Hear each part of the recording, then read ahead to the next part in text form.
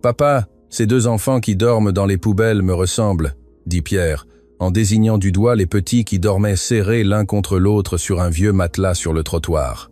Édouard Fournier s'arrêta et suivit du regard le doigt de son fils de 5 ans. Deux enfants, apparemment du même âge, dormaient recroquevillés entre des sacs poubelles, vêtus de vêtements sales et déchirés, leurs pieds nus et écorchés. Avant de commencer cette histoire émouvante, commentez ci-dessous de quelle ville vous nous regardez et laissez votre pouce bleu pour continuer à nous accompagner. L'homme d'affaires sentit un nœud se former dans sa poitrine en voyant la scène, mais il tenta de tirer la main de Pierre pour continuer à marcher jusqu'à la voiture. Il venait de le chercher à son école privée et, comme tous les vendredis après-midi, ils rentrèrent chez eux en traversant le centre-ville de Paris. C'était un itinéraire qu'Édouard évitait habituellement, préférant toujours passer par les quartiers plus huppés du 16e arrondissement. Mais le trafic intense et un accident sur l'avenue principale les avaient obligés à traverser cette zone plus populaire et délabrée. Les rues étroites étaient remplies de sans-abri, de vendeurs à la sauvette et d'enfants jouant au milieu des ordures accumulées sur les trottoirs. Cependant, l'enfant se dégagea avec une force surprenante et courut vers les petits, ignorant complètement les protestations de son père. Édouard le suivit, inquiet non seulement de la réaction qu'il pourrait avoir en voyant tant de misère de si près, mais aussi des dangers que cette région représentait. Il y avait des rapports constants de vol, de trafic de stupéfiants et de violence. Leurs vêtements chers et la montre en or au poignet en faisaient des cibles faciles. Pierre s'agenouilla près du matelas immonde et observa les visages des deux enfants qui dormaient profondément, épuisés par la vie dans la rue. L'un avait les cheveux châtains clairs, ondulés et brillants malgré la poussière, tout comme les siens, et l'autre était brun avec la peau légèrement plus foncée. Mais tous deux avaient des traits faciaux très similaires aux siens, les mêmes sourcils arqués et expressifs, le même visage ovale et délicat, et même la même fossette au menton que Pierre avait hérité de sa mère décédée, Pascal. Édouard s'approcha lentement avec une inquiétude croissante qui se transforma rapidement en quelque chose proche de la panique. Il y avait quelque chose de profondément dérangeant dans cette ressemblance, quelque chose qui allait bien au-delà d'une simple coïncidence. C'était comme s'il voyait 3 versions de la même créature à différents moments de sa vie. « Pierre, nous partons tout de suite. Nous ne pouvons pas rester ici, » dit Édouard, essayant de soulever son fils avec fermeté, sans pour autant quitter des yeux les enfants endormis, incapables de détourner le regard de cette vision impossible. « Ils me ressemblent, papa. »« Regarde leurs yeux, » insista Pierre, alors que l'un des petits bougeait lentement et ouvrait les yeux avec difficulté. Encore somnolent, il laissa apparaître 2 yeux verts identiques à ceux de Pierre, non seulement par la couleur, mais aussi par la forme en amande, l'intensité du regard et cet éclat naturel qu'Édouard connaissait si bien. L'enfant fut effrayé de voir des étrangers proches et réveilla rapidement son frère par de légers, mais urgents, tapotements sur l'épaule. Tous deux se levèrent en sursaut, serrés l'un contre l'autre, tremblant visiblement, non seulement de froid, mais par pure peur instinctive. Édouard remarqua qu'ils avaient exactement les mêmes boucles que Pierre, juste avec des nuances différentes, et la même posture corporelle, la même manière de bouger, et même la même façon de respirer lorsqu'ils étaient nerveux. « Ne nous faites pas de mal, s'il vous plaît, » dit celui aux cheveux châtains, se plaçant instinctivement devant son frère cadet, dans un geste protecteur qu'Édouard reconnut immédiatement avec un frisson. C'était exactement la même manière dont Pierre protégeait les camarades plus petits à l'école lorsqu'un tyran essayait de les intimider. Le même mouvement défensif, la même posture courageuse malgré la peur visible. L'homme d'affaires sentit ses jambes trembler violemment et dut s'appuyer contre un mur de briques pour ne pas tomber. La ressemblance entre les 3 enfants était impressionnante, terrifiante, impossible à attribuer au hasard. Chaque geste, chaque expression, chaque mouvement corporel était identique. L'enfant brun ouvrit complètement les yeux et Édouard faillit s'évanouir sur place. C'étaient les mêmes yeux verts perçants de Pierre, mais il y avait quelque chose d'encore plus troublant. L'expression de curiosité mêlée de prudence, la manière particulière de froncer les sourcils lorsqu'il était confus ou effrayé, et même la façon dont il se recroquevillait légèrement en sentant la peur. Tout était exactement pareil à ce qu'il voyait chez son fils quotidiennement. Les 3 avaient la même taille, le même physique mince, et, ensemble, ils semblaient des reflets parfaits dans un miroir fragmenté. Édouard se retint plus fortement contre le mur, sentant le monde tourner autour de lui. « Comment vous appelez-vous » demanda Pierre avec l'innocence de ses 5 ans, s'asseyant sur le sol sale du trottoir, sans se soucier de salir son uniforme d'école coûteux. « Je suis Luc », répondit celui aux cheveux châtains, se détendant en réalisant que cet enfant de son âge ne représentait aucune menace, contrairement aux adultes qui les chassaient habituellement des espaces publics. « Et lui, c'est Mathieu, mon petit frère », ajouta-t-il en désignant tendrement le brun à côté de lui. Édouard sentit le monde tourner encore plus fort, comme si le sol disparaissait sous ses pieds. C'étaient exactement les prénoms que lui et Pascal avaient choisis pour les deux autres enfants, au cas où la grossesse compliquée résulterait en triplé, des noms notés sur un papier précieusement gardé dans le tiroir de la table de nuit, discutés pendant de longues nuits d'insomnie, des noms qu'il n'avait jamais mentionnés à Pierre ni à personne d'autre après la mort de son épouse. C'était une coïncidence absolument impossible, terrifiante, qui défiait toute logique et raison. « Vous vivez ici dans la rue ?» continua Pierre, conversant avec les enfants comme si c'était la chose la plus naturelle du monde, frôlant la main sale de Luc avec une familiarité qui troubla encore plus Édouard. « Nous n'avons pas de vraie maison, » dit Mathieu d'une voix faible et rauque, probablement à force de pleurer ou de demander de l'aide. La tante qui s'occupait de nous a dit qu'elle n'avait plus d'argent pour nous garder et nous a amenés ici à l'aube. Elle a dit que quelqu'un apparaîtrait pour nous aider. Édouard s'approcha encore plus lentement, essayant désespérément de traiter ce qu'il voyait et entendait sans perdre la raison. Les trois ne semblaient pas seulement avoir le même âge et les mêmes traits physiques, mais ils partageaient aussi les mêmes gestes automatiques et inconscients. Les trois se grattaient la tête derrière l'oreille droite, de la même manière quand ils étaient nerveux. Les trois mordaient la lèvre inférieure au même endroit lorsqu'ils hésitaient avant de parler. Les trois clignaient des yeux de la même manière lorsqu'ils étaient concentrés. C'étaient de petits détails, imperceptibles pour la plupart des gens, mais dévastateurs pour un père qui connaissait chaque geste de son fils. « Depuis combien de temps êtes-vous ici dans la rue, seul ?» demanda Édouard avec la voix complètement étranglée, s'agenouillant à côté de Pierre sur le sol immonde du trottoir, sans se soucier de son costume coûteux. « 3 jours et 3 nuits, répondit Luc, comptant soigneusement avec ses petits doigts sales, mais avec une précision qui révélait de l'intelligence. Tante Marlène nous a amenés ici à l'aube quand il n'y avait personne dans la rue, et elle a dit qu'elle reviendrait le lendemain avec de la nourriture et des vêtements propres. Mais elle n'est pas revenue jusqu'à présent. » Édouard sentit le sang se glacer dans ses veines, comme si un éclair électrique parcourait tout son corps. Marlène. Ce nom résonna dans son esprit comme un tonnerre assourdissant, réveillant des souvenirs qu'il avait tenté d'enterrer pendant des années. Marlène était le nom de la sœur cadette de Pascal, une femme problématique et instable qui avait complètement disparu de la vie familiale juste après l'accouchement traumatisant et la mort de sa sœur, une femme dont Pascal avait souvent parlé, racontant qu'elle souffrait de sérieuses difficultés financières, de problèmes de toxicomanie et de relations abusives. Une sœur qui avait demandé de l'argent en prêt d'innombrables fois pendant la grossesse de Pascal, toujours avec des excuses différentes, puis avait disparu sans laisser de traces ni d'adresse. Une femme qui était présente à l'hôpital pendant tout le travail d'accouchement, posant des questions étranges sur les procédures médicales et sur ce qui arriverait au bébé en cas de complications. Pierre regarda son père, ses yeux verts remplis de larmes sincères, touchant doucement le bras de Luc. « Papa, ils ont très faim. Regarde comme ils sont minces et faibles. Nous ne pouvons pas les laisser ici seuls. » Édouard observa plus attentivement les deux enfants sous la lumière du crépuscule et vit qu'ils étaient en vérité gravement dénutris. Les vêtements usés et rapiécés pendaient de leur corps fragile comme des chiffons.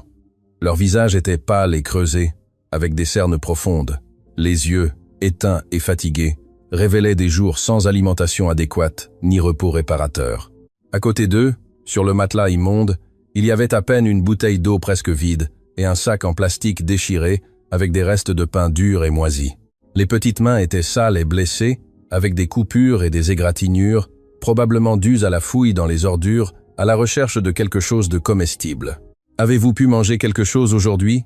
demanda Édouard, s'agenouillant complètement à la hauteur des enfants, essayant de contrôler l'émotion croissante dans sa voix. « Hier matin, un homme qui travaille à la boulangerie du coin nous a donné un vieux sandwich à partager, » dit Mathieu les yeux baissés, honteux de la situation. « Mais aujourd'hui, nous n'avons rien eu. Certaines personnes passent, nous regardent avec pitié, mais font semblant de ne pas nous voir et continuent de marcher rapidement. » Pierre sortit immédiatement un paquet entier de biscuits fourrés de son sac à dos d'école coûteux et l'offrit aux enfants avec un geste spontané et généreux qui remplit Édouard de fierté paternelle et d'une terreur, existentielle en même temps. « Vous pouvez tout manger. Mon papa m'en achète toujours plus, et nous avons beaucoup de bonne nourriture à la maison. » Luc et Mathieu regardèrent directement Édouard, lui demandant la permission avec leurs grands yeux pleins d'espoir, un geste naturel d'éducation et de respect qui contrastait dramatiquement avec la situation désespérée et dégradante dans laquelle il se trouvait. Quelqu'un avait enseigné de bonnes manières et des valeurs à ses enfants abandonnés. Édouard hocha la tête, essayant toujours désespérément de comprendre ce qui se passait devant lui. Quelle force du destin avait mis ses enfants sur son chemin? Ils partagèrent les biscuits avec une délicatesse et un soin qui émurent profondément le cœur d'Édouard. Ils cassaient chaque biscuit soigneusement en deux. Ils s'offraient toujours l'un à l'autre en premier avant de manger. Ils mâchaient lentement, savourant chaque petit morceau comme si c'était un vrai festin. Il n'y avait ni hâte, ni avidité, juste de la gratitude pure. « Merci beaucoup, vraiment », dirent-ils à l'unisson. Et Édouard eut l'absolue certitude d'avoir déjà entendu ces voix auparavant, non seulement une ou deux fois, mais des milliers de fois. Ce n'était pas uniquement le ton enfantin et aigu, mais l'intonation spécifique, le rythme particulier de parler, la manière exacte de prononcer chaque mot. Tout était absolument identique à la voix de Pierre. C'était comme écouter des enregistrements de son fils à différents moments de sa vie. Tandis qu'il observait les trois enfants ensemble, assis sur le sol sale, les ressemblances devenaient de plus en plus évidentes et terrifiantes, impossibles à ignorer ou à rationaliser. Ce n'était pas seulement l'impressionnante similitude physique, les gestes inconscients et automatiques, la façon particulière d'incliner légèrement la tête vers la droite, lorsqu'il prêtait attention à quelque chose, et même la manière spécifique de sourire en montrant d'abord les dents du haut. Tout était identique dans chaque détail. Pierre semblait avoir trouvé deux versions exactes de lui-même, vivant dans des conditions misérables dans le monde. « Savez-vous quelque chose sur qui sont vos vrais parents ?» demanda Édouard, essayant de maintenir une voix contrôlée et décontractée, bien que sentant son cœur battre si fort qu'il lui faisait mal à la poitrine. « Tante Marlène disait toujours que notre maman est morte quand nous sommes nés à l'hôpital, » expliqua Luc, répétant les mots comme s'ils étaient une leçon mémorisée et répétée 1000 fois, et que notre papa ne pouvait pas s'occuper de nous parce qu'il avait déjà un autre petit garçon à élever seul et qu'il n'en avait pas les moyens. Édouard sentit son cœur s'accélérer violemment, battant si fort qu'il était sûr que tout le monde pouvait l'entendre. Pascal était réellement morte lors de l'accouchement compliqué, perdant beaucoup de sang et entrant en choc. Et Marlène avait disparu mystérieusement juste après les obsèques, prétextant qu'elle ne supportait pas de rester dans la ville où sa sœur était morte si jeune. Mais maintenant, tout prenait un sens terrifiant et dévastateur. Marlène n'avait pas seulement fui la douleur et les tristes souvenirs. Elle avait emporté quelque chose de précieux avec elle, quelqu'un avec elle, 2 enfants avec elle. « Et vous, arrivez-vous à vous souvenir de quelque chose de quand vous étiez bébé ?» insista Édouard, les mains tremblant visiblement, tandis qu'il observait obsessionnellement chaque détail des visages angéliques des enfants, cherchant plus de ressemblances, plus de preuves. « Nous ne nous souvenons de presque rien, » dit Mathieu, secouant la tête avec tristesse. Tante Marlène racontait toujours que nous étions nés avec un autre frère le même jour, mais qu'il était resté avec notre papa parce qu'il était plus fort et en meilleure santé. Et nous sommes allés avec elle parce que nous avions besoin de soins spéciaux. Pierre ouvrit ses yeux verts d'une manière qu'Édouard connaissait très bien, cette expression de compréhension soudaine et terrifiante qui apparaissait lorsqu'il résolvait un problème difficile ou comprenait quelque chose de complexe. « Papa, il parle de moi, n'est-ce pas ? Je suis le frère qui est resté avec toi parce qu'il était plus fort, et ils sont mes frères qui sont partis avec la tante. » Édouard dut s'appuyer des 2 mains sur le mur rugueux pour ne pas s'évanouir complètement. Les pièces du puzzle le plus terrible de sa vie s'assemblaient de manière brutale et définitive devant ses yeux. La grossesse extrêmement compliquée de Pascal, la pression artérielle toujours élevée et les menaces constantes d'accouchement prématuré, le travail d'accouchement traumatisant qui dura plus de 18 heures, les hémorragies graves, les minutes désespérées, pendant lesquelles les médecins luttèrent inlassablement pour sauver la mère et les enfants. Il se souvenait vaguement des médecins parlant sur des tons urgents de complications sérieuses, de décisions médicales difficiles, de sauver qui il était possible de sauver. Il se souvenait de Pascal mourant lentement dans ses bras, murmurant des mots entrecoupés qu'il n'avait pu comprendre à ce moment-là, mais qui prenaient maintenant un sens terrible. Et il se souvenait parfaitement de Marlène, toujours présente à l'hôpital pendant ces jours tendus, toujours nerveuse et agitée, toujours posant des questions détaillées sur les procédures médicales et sur ce qui se passerait exactement avec les enfants en cas de complications graves ou de la mort de la mère. « Luc, Mathieu », dit Édouard avec la voix complètement tremblante et entrecoupée, tandis que les larmes commençaient à couler librement sur son visage sans tenter de le dissimuler. « Aimeriez-vous venir à la maison, prendre une douche chaude et manger quelque chose de bon et nutritif ?» Les 2 enfants se regardèrent avec la méfiance naturelle, et apprise de ceux qui furent contraints par des circonstances cruelles à comprendre de la pire manière possible que tous les adultes n'avaient pas de bonnes intentions envers eux. Ils avaient passé des jours entiers dans les rues dangereuses, exposés à toutes sortes de risques, de violences et d'exploitation. « Vous n'allez pas nous faire de mal après, n'est-ce pas ?» demanda Luc d'une petite voix effrayée qui révélait en même temps une espérance désespérée et une peur pure et irrationnelle. « Jamais, je le promets », répondit Pierre immédiatement, avant même que son père ne puisse ouvrir la bouche, se levant rapidement et tendant ses deux petites mains vers Luc et Mathieu. « Mon papa est très bon et affectueux. Il prend bien soin de moi tous les jours, et il peut prendre soin de vous aussi comme d'une vraie famille. » Édouard observait fasciné la naturalité absolument impressionnante avec laquelle Pierre parlait aux enfants, comme s'il les connaissait intimement depuis des années.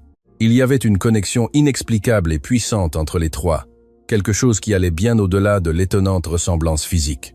C'était comme s'ils se reconnaissaient instinctivement, comme s'il y avait entre eux un lien émotionnel et spirituel qui transcendait complètement la logique et la raison. « D'accord, alors, » dit finalement Mathieu, se levant lentement et prenant avec soin le sac en plastique déchiré avec les quelques objets misérables qu'il possédait dans le monde. « Mais si vous êtes méchants avec nous ou essayez de nous faire du mal, nous savons courir vite et nous cacher. »« Nous ne serons jamais méchants », assura Édouard avec une sincérité absolue, observant avec le cœur serré comment Mathieu rangeait soigneusement les restes de pain moisis dans le sac, bien qu'il sût déjà qu'il mangerait quelque chose d'infiniment meilleur. C'était un pur instinct de survie, propre à celui qui connaît intimement la faim réelle et dévastatrice. Tandis qu'il marchait lentement dans les rues fréquentées en direction de la voiture de luxe, Édouard remarqua que pratiquement toutes les personnes qui passaient les regardaient fixement, s'arrêtaient, murmuraient entre elles et les désignaient discrètement. Il était impossible de ne pas percevoir qu'ils ressemblaient à des triplés identiques. Certains passants plus curieux s'arrêtaient complètement. Ils faisaient des commentaires admiratifs sur la ressemblance impressionnante. D'autres prenaient même des photos en cachette avec leur téléphone. Pierre tenait fermement la main de Luc et Luc, celle de Mathieu, comme si c'était quelque chose de complètement instinctif et naturel, comme s'ils avaient toujours marché exactement ainsi dans les rues de la vie. « Papa », dit Pierre soudainement, s'arrêtant brusquement au milieu du trottoir bondé de gens et regardant directement les yeux de son père. « J'ai toujours rêvé d'avoir des frères qui me ressemblaient exactement. Je rêvais que nous jouions ensemble tous les jours, qu'ils savaient les mêmes choses que je sais, que nous n'étions jamais seuls ni tristes. Et maintenant, ils sont là pour de vrai, comme par magie. » Édouard sentit un frisson parcourir tout son corps en entendant les paroles de Pierre. Pendant le trajet jusqu'à la voiture, il observa chaque mouvement des trois avec une attention obsessionnelle qui frôlait la paranoïa. La façon dont Luc aidait Mathieu à marcher lorsqu'il trébuchait était identique à la manière dont Pierre aidait toujours les personnes plus fragiles ou dans le besoin.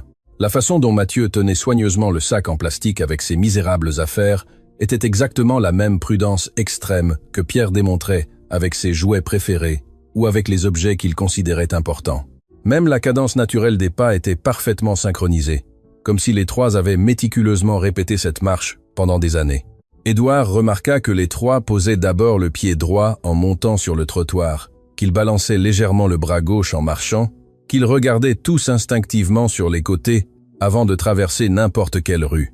C'étaient de petits détails qui pourraient passer inaperçus pour un observateur occasionnel, mais qui étaient dévastateurs pour un père qui connaissait intimement chaque mouvement de son fils. Quand ils arrivèrent finalement à la Mercedes noire garée au coin de la rue animée, Luc et Mathieu s'arrêtèrent brusquement devant le véhicule, les yeux complètement ouverts d'admiration et d'étonnement. « Elle est vraiment à vous cette si belle voiture, monsieur ?» demanda Luc, touchant avec révérence la carrosserie brillante et impeccable. « Elle est à mon papa », répondit Pierre avec la naturalité typique de celui qui avait grandi entouré de luxe. « Nous allons toujours avec elle à l'école, au club, au centre commercial et à tous les endroits où nous devons aller. » Édouard observa attentivement la réaction sincère des enfants en voyant l'intérieur en cuir beige véritable et les détails dorés scintillants. Il n'y avait dans leurs yeux innocents aucune trace d'envie, d'avidité ou de ressentiment, juste de la pure curiosité et une admiration respectueuse. Mathieu passa sa petite main sale sur les sièges moelleux avec une révérence extrême, comme s'il touchait quelque chose de sacré et d'intouchable. « Je n'ai jamais voyagé dans une voiture aussi belle et aussi parfumée de ma vie, » murmura-t-il d'une voix chargée d'une admiration sincère. « On dirait une de ces voitures de la télévision où les gens riches et célèbres apparaissent. » Pendant tout le trajet silencieux jusqu'à l'imposante demeure située dans le quartier le plus exclusif de la ville, Édouard ne put quitter des yeux le rétroviseur ne serait-ce qu'une seconde. Les trois enfants conversaient animément sur le siège arrière, comme s'ils étaient de vieux amis, se retrouvant après une longue et douloureuse séparation. Pierre signalait avec enthousiasme les lieux touristiques et les sites importants de la ville par la fenêtre. Luc posait des questions intelligentes et perspicaces sur absolument tout ce qu'il voyait sur le chemin. Et Mathieu écoutait avec une attention concentrée, faisant de temps en temps des commentaires profonds qui révélaient une maturité impressionnante et troublante pour un enfant d'à peine 5 ans. « Cet immeuble si haut que tu vois là, c'est là que mon papa travaille tous les jours », expliqua Pierre, désignant avec enthousiasme le gratte-ciel en verre miroir. « Il a une grande entreprise qui construit de belles maisons pour les gens qui ont de l'argent. Et tu iras travailler là-bas avec lui quand tu seras grand ?» demanda Luc avec une curiosité sincère. « Je ne sais pas encore. Parfois, je pense à être médecin pour aider les enfants malades qui n'ont pas d'argent pour payer un traitement. » Édouard faillit perdre le contrôle du volant en entendant ces mots. Médecin avait été exactement le rêve qu'il avait lui-même caressé avec passion dans son enfance, bien avant d'être obligé par les circonstances familiales d'hériter des affaires lucratives de la famille. C'était un désir ancien et profond qu'il n'avait jamais partagé avec Pierre, car il ne voulait pas influencer de manière artificielle ses futures décisions professionnelles. « Moi aussi, je veux être médecin quand je serai grand », dit Mathieu, soudainement avec une détermination surprenante, pour bien prendre soin des personnes pauvres qui n'ont pas d'argent pour payer des consultations ni des médicaments chers. « Moi, je veux être maître d'école », compléta Luc avec la même conviction, pour leur apprendre à lire, écrire et bien faire des comptes, même s'ils sont pauvres. Les larmes brûlèrent intensément dans les yeux d'Édouard. Les trois enfants avaient des rêves nobles et altruistes, totalement alignés sur les valeurs éthiques et morales qu'il s'était efforcé d'inculquer à Pierre depuis son plus jeune âge. C'était comme s'ils partageaient non seulement l'apparence physique, mais aussi le caractère, les principes et même les rêves les plus profonds. Quand ils arrivèrent finalement à la majestueuse demeure, avec ses vastes jardins parfaitement entretenus et son architecture classique imposante, Luc et Mathieu restèrent complètement paralysés à l'entrée principale. La maison de 3 étages, avec ses énormes colonnes blanches et ses baies vitrées étincelantes, ressemblait à un véritable palais royal aux yeux de 2 enfants qui avaient dormi tant de nuits à la belle étoile dans les rues dangereuses de la ville. « Vous vivez vraiment ici dans cette maison gigantesque ?» demanda Mathieu d'une voix presque inaudible par l'étonnement. « Elle est très grande et belle. Elle doit avoir une centaine de pièces différentes. Elle a 22 chambres au total, » corrigea Pierre avec un sourire fier et innocent. « Mais en réalité, nous n'en utilisons que quelques-unes. Le reste toujours fermé, parce que c'est trop grand pour seulement 2 personnes. » Rose Dubois, la gouvernante expérimentée qui prenait soin de la maison avec dévouement depuis exactement 15 ans, apparut immédiatement à la porte principale, avec son allure toujours élégante et son professionnalisme impeccable. En voyant Édouard arriver inopinément avec 3 enfants absolument identiques, son expression passa de l'intérêt à la commotion totale. Elle connaissait Pierre intimement depuis qu'il était nouveau-né, et la ressemblance physique était si incroyable qu'elle laissa tomber bruyamment les lourdes clés qu'elle tenait à la main. « Mon Dieu, béni soit-il » murmura-t-elle à voix basse, se signant rapidement 3 fois de suite. « Monsieur Édouard, quelle est cette histoire impossible? Comment peut-il exister 3 pierres identiques? »« Rose, je t'expliquerai tout calmement plus tard, » dit Édouard, entrant précipitamment dans la maison avec les 3 enfants. « Pour l'instant, j'ai besoin urgemment que tu prépares un bain bien chaud pour Luc et Mathieu, et quelque chose de nutritif et de bon, pour qu'ils mangent en abondance. » La femme, encore complètement déconcertée par cette situation surréaliste, retrouva aussitôt son instinct maternel et protecteur. Elle observa avec une compassion sincère et une préoccupation pratique les 2 enfants visiblement dénutris. « Ces petits ont besoin d'urgence d'une attention médicale spécialisée, monsieur Édouard. Ils sont très minces, pâles et pleins de blessures. On dirait qu'ils n'ont pas bien mangé depuis des semaines. » Édouard hocha la tête en silence, bien que son esprit fût concentré sur des questions beaucoup plus urgentes et complexes. Il avait désespérément besoin de confirmer ses soupçons croissants avant de prendre toute décision définitive qui pourrait affecter l'avenir de tous. Tandis que Rose conduisait avec soin Luc et Mathieu vers la salle de bain spacieuse du rez-de-chaussée, Pierre resta pensif à côté de son père dans le salon luxueux, fixant la fenêtre vers l'endroit où ses possibles frères se baignaient. « Papa, ils sont mes vrais frères, n'est-ce pas ?» demanda-t-il avec le sérieux de celui qui connaissait déjà instinctivement la réponse. Édouard s'agenouilla devant son fils, prit tendrement ses petites épaules et le regarda directement dans ses yeux verts brillants. « Pierre, Il est très possible que oui, mon fils, mais j'ai besoin d'une certitude scientifique absolue avant de dire quelque chose de définitif. Je suis déjà complètement sûr, affirma Pierre avec une conviction inébranlable, portant sa petite main à sa poitrine. Je le sens ici, à l'intérieur. C'est comme si une partie très importante de moi, qui avait toujours manqué, était enfin rentrée à la maison.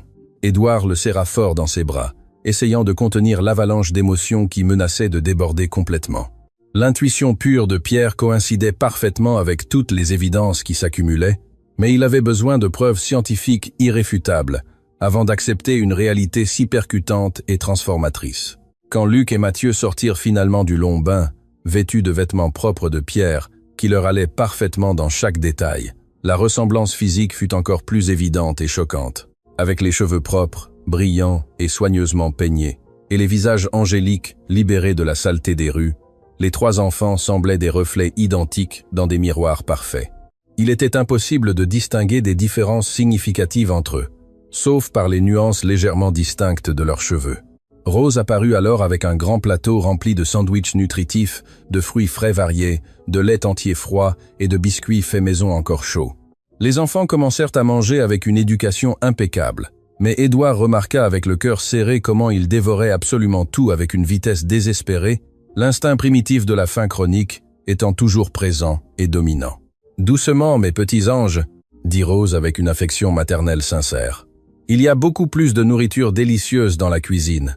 Vous n'avez pas besoin d'être pressés. Vous pouvez manger tout ce que vous voulez. »« Pardon, Madame Rose, » dit Luc, honteux, s'arrêtant immédiatement. « C'est que ça fait très longtemps que nous n'avons pas bien mangé.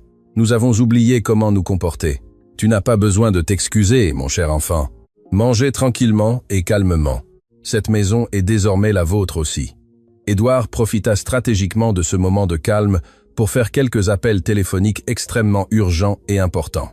Il contacta d'abord son médecin personnel de confiance, le docteur Henri Lambert, pédiatre renommé et respecté, qui suivait Pierre attentivement depuis sa naissance et connaissait tout l'historique médical de la famille. « Docteur, Henri, j'ai besoin d'une faveur personnelle très urgente. Pourriez-vous venir chez moi ce soir même? C'est une situation médicale très délicate qui implique des enfants. » « Bien sûr, Édouard. Est-ce qu'il est arrivé quelque chose de grave à Pierre? » « Pierre est parfaitement en bonne santé. Mais j'ai urgemment besoin de tests ADN détaillés sur 3 enfants, y compris lui. » Il y eut une longue pause significative de l'autre côté de la ligne. ADN. « Édouard, quelle est cette situation si compliquée? Je préfère tout expliquer personnellement quand vous arriverez. Pouvez-vous apporter le kit complet pour le prélèvement de matériel? » « Oui, sans problème. Je serai là dans maximum 2 heures. » Le deuxième appel fut adressé à son avocat personnel de confiance, Maître Robert Moreau, spécialiste reconnu en droit de la famille et questions de garde d'enfants. « Robert, j'ai urgemment besoin de votre aide spécialisée pour une affaire familiale extrêmement délicate. » « Que s'est-il passé, Édouard? » « Il est possible que j'aie 2 autres enfants biologiques en plus de Pierre. Des enfants qui ont été, disons, séparés de lui de manière irrégulière au moment de la naissance. » « Comment ça, séparés irrégulièrement? » « Édouard, vous me laissez très inquiet et confus. C'est une longue histoire compliquée.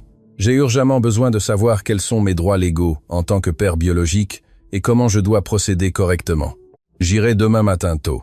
Ne faites absolument rien de précipité tant que nous n'aurons pas discuté en détail. » Pendant qu'Édouard effectuait ses appels dans son bureau, les 3 enfants jouaient harmonieusement dans le salon luxueux, comme s'ils avaient été des frères intimes pendant des années. Pierre montrait fièrement ses jouets chers et ses collections. Luc enseignait des jeux créatifs qu'il avait appris dans sa dure vie dans la rue. Et Mathieu racontait des histoires fantastiques qu'il inventait sur le moment. La synchronisation naturelle entre les 3 était à la fois troublante et magnifique à observer. Ils riaient avec le même ton, gesticulaient de façon identique en parlant. Ils respiraient même au même rythme lorsqu'ils étaient concentrés. « Pierre, » dit Édouard en revenant calmement au salon après avoir terminé les appels. « J'ai besoin de poser quelques questions importantes à Luc et Mathieu. Peux-tu aider ton papa? » « Bien sûr, papa. Tu peux demander ce que tu veux. » Édouard s'assit confortablement sur le tapis à côté des enfants, essayant de maintenir un ton décontracté et détendu, malgré l'importance cruciale des informations qu'il cherchait désespérément. « Luc, te souviens-tu de quelque chose de spécifique de quand vous étiez petit bébé? N'importe quel détail, aussi petit soit-il. Tante Marlène racontait toujours que nous étions nés dans un très grand et célèbre hôpital, » dit Luc, pensif. fronçant les sourcils de concentration. Elle disait que c'était très difficile et dangereux, qu'elle avait dû faire des choix difficiles sur qui sauver en premier. « Choisir qui sauver », répéta Édouard, sentant son cœur battre violemment. De même, elle disait que notre maman était très malade et faible et que le médecin-chef avait dit qu'on ne pouvait pas sauver tout le monde en même temps. Alors il a dû décider de nous sauver. Édouard sentit le monde tourner de manière incontrôlée autour de lui. Cette version coïncidait parfaitement avec ses souvenirs fragmentés et douloureux de l'hôpital cette terrible nuit-là. Il se souvenait avec netteté des médecins, parlant d'un ton grave de décisions difficiles, de priorités d'urgence, de sauver ceux qu'il était possible de sauver dans ces circonstances. « Et vous savez exactement dans quel hôpital vous êtes né ?»« À l'hôpital Saint-Vincent » répondit Mathieu immédiatement, sans hésiter. Tante Marlène nous y emmenait toujours quand nous étions malades ou avions besoin de médicaments. Édouard faillit s'évanouir. L'hôpital Saint-Vincent était la même clinique privée et coûteuse où Pierre était né, où Pascal avait lutté pour sa vie et était finalement morte. Un hôpital fréquenté exclusivement par l'élite économique de la ville. Il n'y avait aucun sens logique à ce que des enfants prétendument abandonnés reçoivent des soins médicaux réguliers là-bas, à moins qu'il n'existe un lien familial légitime et documenté. Et tante Marlène, comment était-elle physiquement? Vous en souvenez-vous bien? Elle ressemblait beaucoup à notre vraie maman, dit Luc, pensif. Elle avait les cheveux noirs, très longs et lisses, de grands yeux foncés, et sentait toujours fortement la cigarette mélangée à du parfum sucré. Édouard sentit le sang se glacer dans ses veines. C'était une description parfaite et détaillée de Marlène, la sœur cadette de Pascal. Chaque détail coïncidait exactement avec ses souvenirs de sa belle-sœur problématique. Mais elle était toujours très nerveuse et agitée, continua Mathieu avec un sérieux troublant, surtout quand elle voyait des policiers dans la rue, ou quand quelqu'un d'inconnu nous posait des questions. Quel genre de questions exactement la mettait mal à l'aise? Sur qui était notre vrai père, sur notre famille? Sur d'où nous venions, expliqua Luc en détail. Elle nous disait toujours de ne jamais parler de ces choses importantes à des étrangers parce que c'était dangereux. Édouard comprit immédiatement que Marlène vivait dans une terreur constante d'être découverte et exposée. Le comportement décrit par les enfants était absolument typique de quelqu'un qui cachait quelque chose d'extrêmement grave, avec des conséquences légales sévères et une possibilité de prison. Et étiez-vous vraiment heureux? Je veux dire, étiez-vous heureux de vivre avec tante Marlène? Les deux enfants se regardèrent avec une tristesse profonde et mature qui déchira le cœur d'Édouard.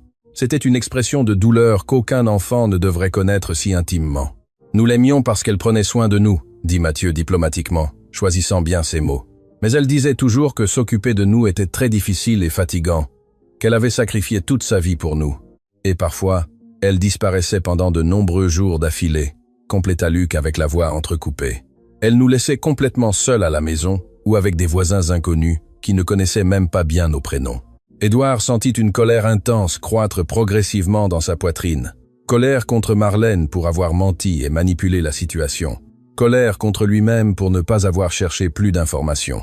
Colère contre le destin cruel qui avait brutalement séparé ses fils, mais en même temps, il sentit un immense soulagement libérateur de les avoir retrouvés vivants et relativement bien. « Papa », dit Pierre soudainement, interrompant les pensées turbulentes de son père. « Nous pouvons rester ensemble pour toujours maintenant. Luc et Mathieu peuvent vivre ici dans notre maison avec nous comme une vraie famille. » Édouard regarda profondément les trois paires d'yeux verts absolument identiques, fixés sur lui avec attente et espoir, attendant une réponse définitive qui changerait pour toujours et de manière irréversible la vie de tous.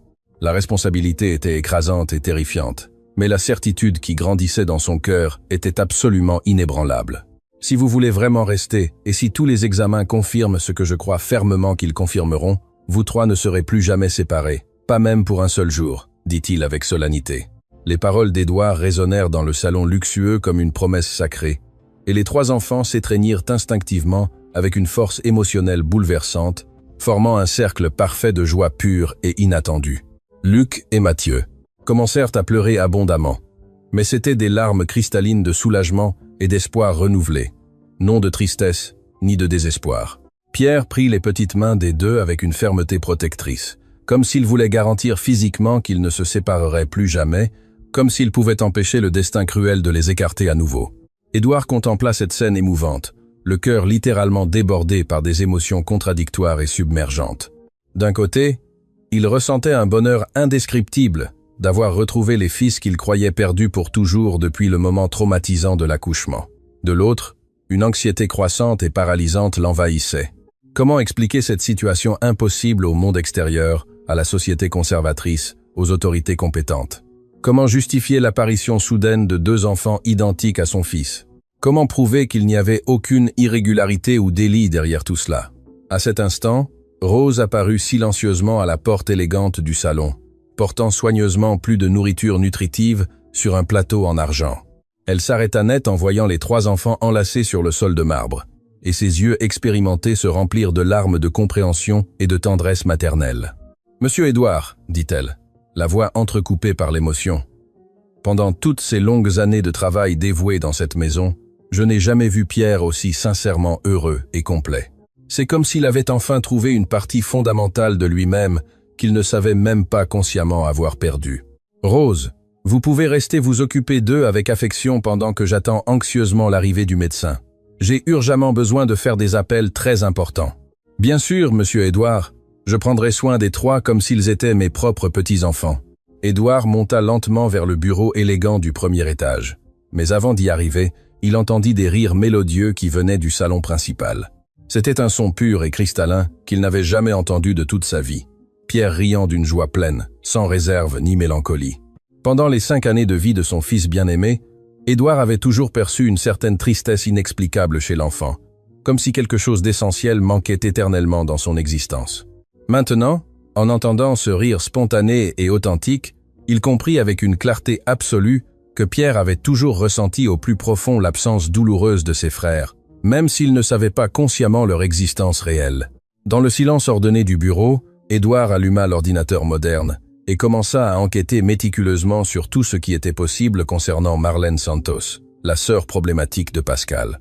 Il trouva des registres détaillés de changements constants de domicile, quelques annotations policières pour de petits délits et un historique très préoccupant d'instabilité financière chronique.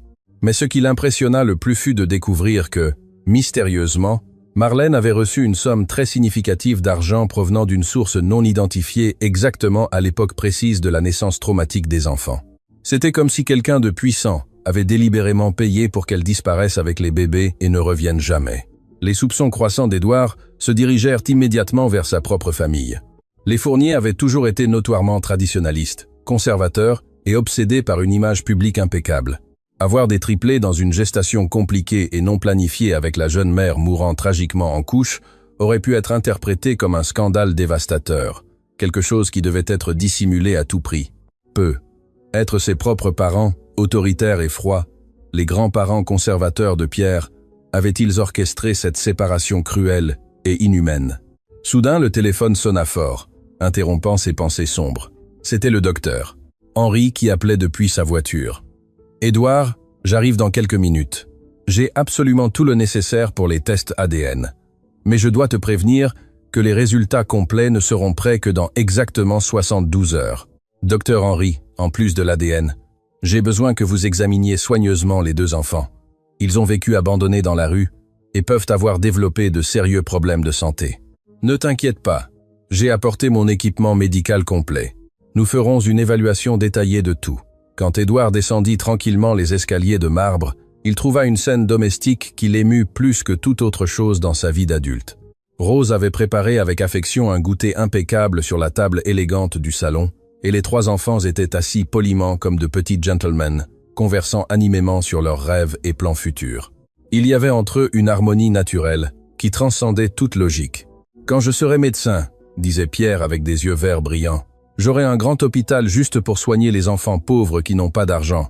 Et moi aussi je serai médecin, » compléta Mathieu avec la même détermination. « Mais je prendrai soin avec affection des animaux abandonnés, car ils souffrent tout comme les personnes. Et moi je serai maître d'école, » dit Luc avec une conviction admirable, pour enseigner patiemment aux enfants qui n'ont jamais eu l'opportunité d'étudier pour de vrai. Édouard fut profondément impressionné par la naturalité avec laquelle les 3 projetaient un avenir commun et intégré, comme s'ils avaient toujours su instinctivement qu'ils seraient unis pour affronter la vie. C'était comme s'ils partageaient non seulement des gènes, mais aussi des valeurs, des rêves, et une vision identique du monde. Le docteur. Henri arriva ponctuellement à l'heure convenue, portant soigneusement 2 mallettes médicales professionnelles et lourdes. C'était un homme distingué de 60 ans, aux cheveux complètement gris et aux élégantes lunettes dorées qui inspiraient confiance et crédibilité immédiate.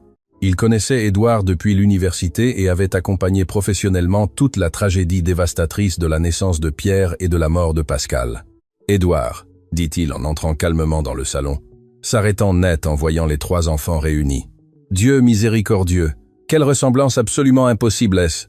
C'est justement sur cette ressemblance inexplicable que j'ai urgemment besoin de parler avec toi, répondit Édouard avec sérieux. Le docteur.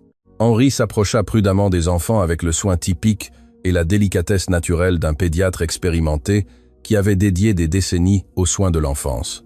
Bonjour, chers enfants. Je suis le docteur Henri, médecin personnel de Pierre depuis de nombreuses années. Vous pouvez m'appeler affectueusement docteur Henri. Bonjour, docteur, dirent Luc et Mathieu à l'unisson avec l'éducation impeccable qu'Édouard avait déjà remarquée et admirée à plusieurs reprises. J'ai besoin de vous faire quelques examens médicaux très simples. D'accord, ça ne fera absolument pas mal, je le promets. Pendant que le médecin examinait méticuleusement les enfants avec des instruments spécialisés, Édouard expliqua toute la situation complexe avec des détails minutieux. Le docteur. Henri écoutait avec attention, avec un étonnement croissant et une préoccupation médicale et éthique. Édouard, si tout cela est confirmé scientifiquement, nous avons devant nous une situation médicale illégale extrêmement délicate.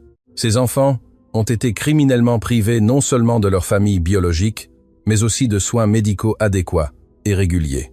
L'examen médical détaillé révéla que Luc et Mathieu étaient visiblement dénutris, avec une anémie légère mais préoccupante et quelques carences vitaminiques significatives.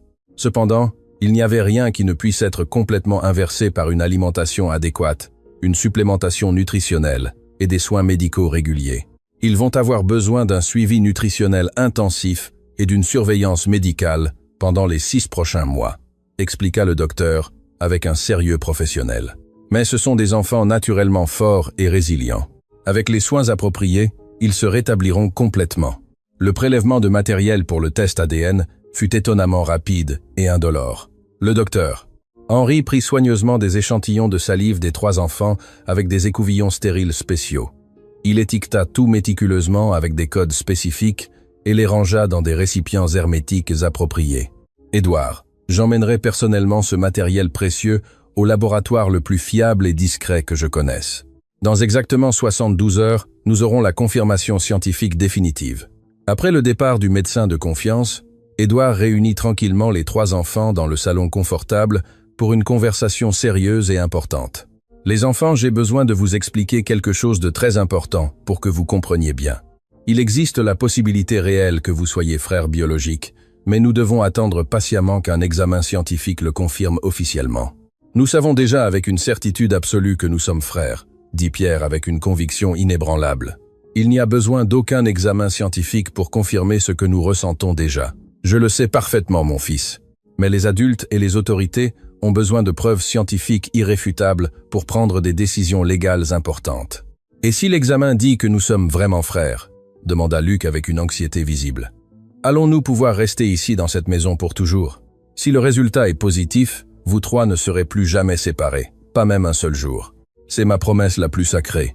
Mathieu, qui était resté pensif et silencieux pendant toute la conversation, parla finalement d'une voix petite mais ferme. « Monsieur Édouard, pouvons-nous vous appeler papa pour de vrai ?» La question innocente fut comme un coup émotionnel dans l'estomac d'Édouard. Pendant exactement 5 années solitaires, seul Pierre l'avait appelé papa.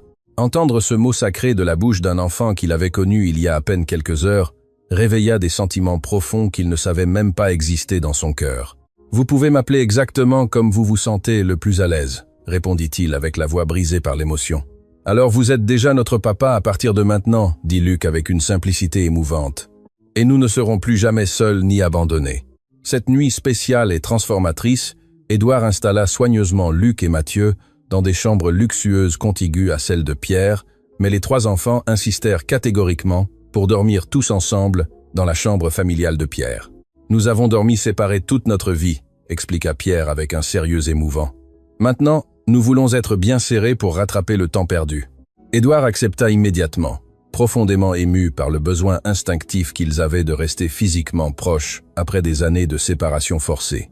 Il plaça des matelas supplémentaires sur le sol de la chambre de Pierre et organisa une sorte de campement familial confortable.